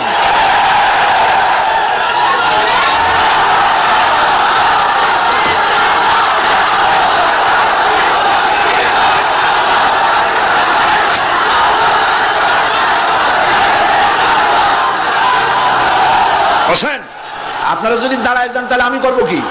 বসেন বসেন। সেই জন্য এই ক্ষণস্থায়ী জীবনকে কেন সেই অনন্ত সুখময় জীবনের জন্য উৎসর্গ করে দেব না, যা আল্লাহর কাছে পাওয়া যাবে কিয়ামতের দিন। দেখেন, মৃত্যু হওয়া উচিত মুসলমানদের, শাহাদাতের মউত হওয়া উচিত।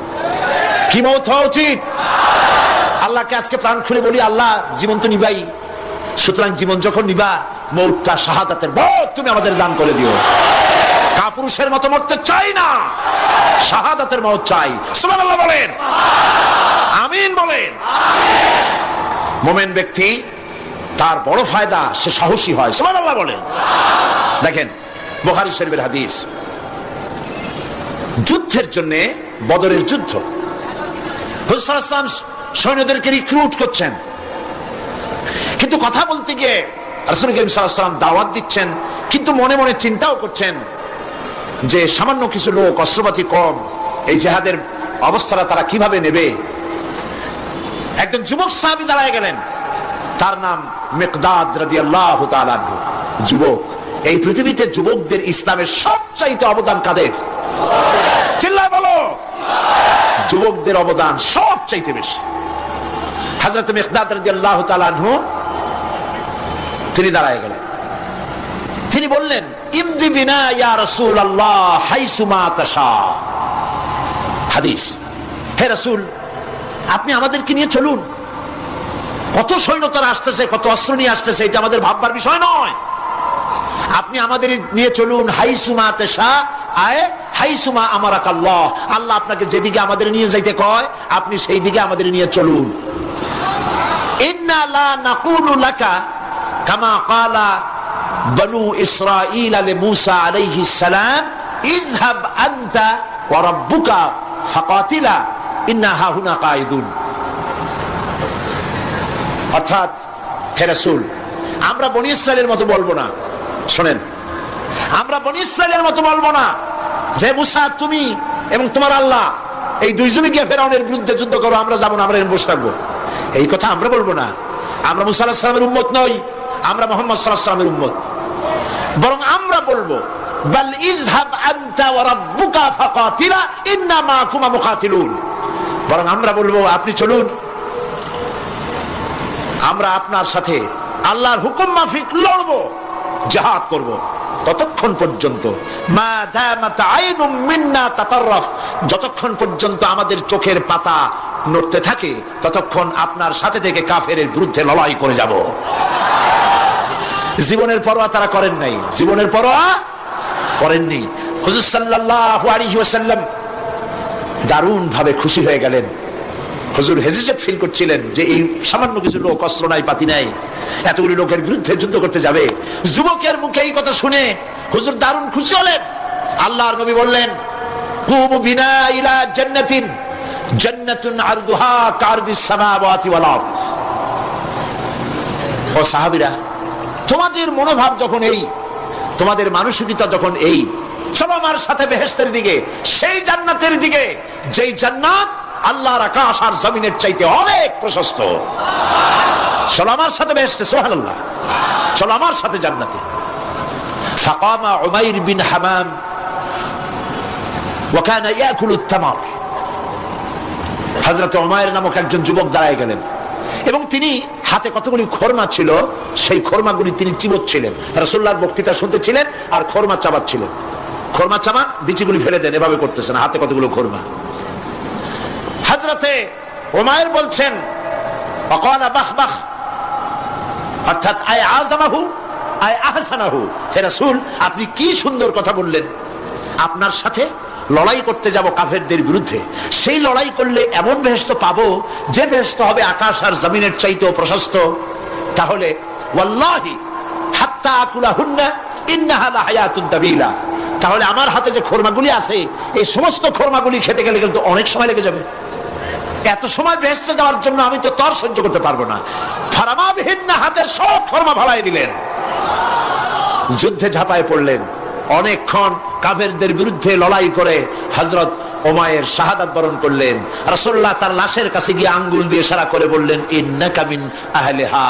উমাইর, তুমি যেই বেহেশতে যাওয়ার জন্য খরমাগুলি খাওয়ার সময় পাচ্ছিলে না, তাড়াতাড়ি করে খরমাগুলি হাত দিয়ে ফেলে দিয়েছিলে, আমি আল্লাহর রাসূল আমি সাক্ষী দিচ্ছি অবশ্যই আল্লাহর সেই জান্নাত তোমার জন্য অবধারিত। মুমিন ব্যক্তি সে কখনো মৃত্যুর ভয়ে উদ্দেশ্য হাসিল থেকে চুপ করে বসে থাকে না। সে ভয় করে কেবলমাত্র কাকে? সে মৃত্যুর ভয়, মৃত্যু হবেই। এবং আমার জন্যে বিশ্বাস রাখতে হবে, আমার জন্যে যদি কোনো বুলেট এর উপরে আমার নাম লেখা থাকে, পৃথিবীর সমস্ত মানুষ আমাকে পাহারা দিয়ে সেই বুলেট থেকে আমাকে রক্ষা করতে পারবে না।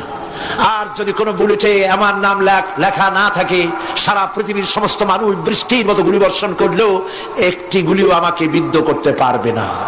এটার নাম হলো ঈমান। এটার নাম কি? এই ঈমান পেলাম কোথায়? কোথায় পেলাম? কোরআন শরীফে। কোথায় পেয়েছে? আল্লাহ রাব্বুল আলামিন বলেন ওয়ামা হুম বিদাররিনা বিহি মিন আহাদিন ইল্লা বিইজনিল্লাহ। একথা সুস্পষ্ট, আল্লাহর অনুমতি ব্যতিরেকে বান্দার কোনো ক্ষতি সাধন কেউ করতে পারে না। জোরে বলেন সুবহানাল্লাহ। কেউ কারো কোনো ক্ষতি করতে পারবে না। যেটা ক্ষতি যদি কিছু থাকে কিসমতে, ওটা তো মুকদ্দার ছিল, তকদির ছিল, সেটাই হবে, এর বাইরে কিছুই হবে না। সুতরাং মুমিন ব্যক্তি সে সাহসী হবে, সে কখনো চিন্তা করবে না মৃত্যুর ভয়ের। উদ্দেশ্য হাসিলের জন্য হয় শরীরের পতন, না হয় মন্ত্রের সাধন, ডু অর ডাই, সে আল্লাহর জন্য তার জীবন দিতে প্রস্তুত থাকবে। কারণ আল্লাহ রাব্বুল আলামিন বলেছেন ইন্নাল্লাহা আশতারা মিনাল মুমিনিনা আনফুসাহুম ওয়া আমওয়ালাহুম বিআন্না লাহুমুল জান্নাহ।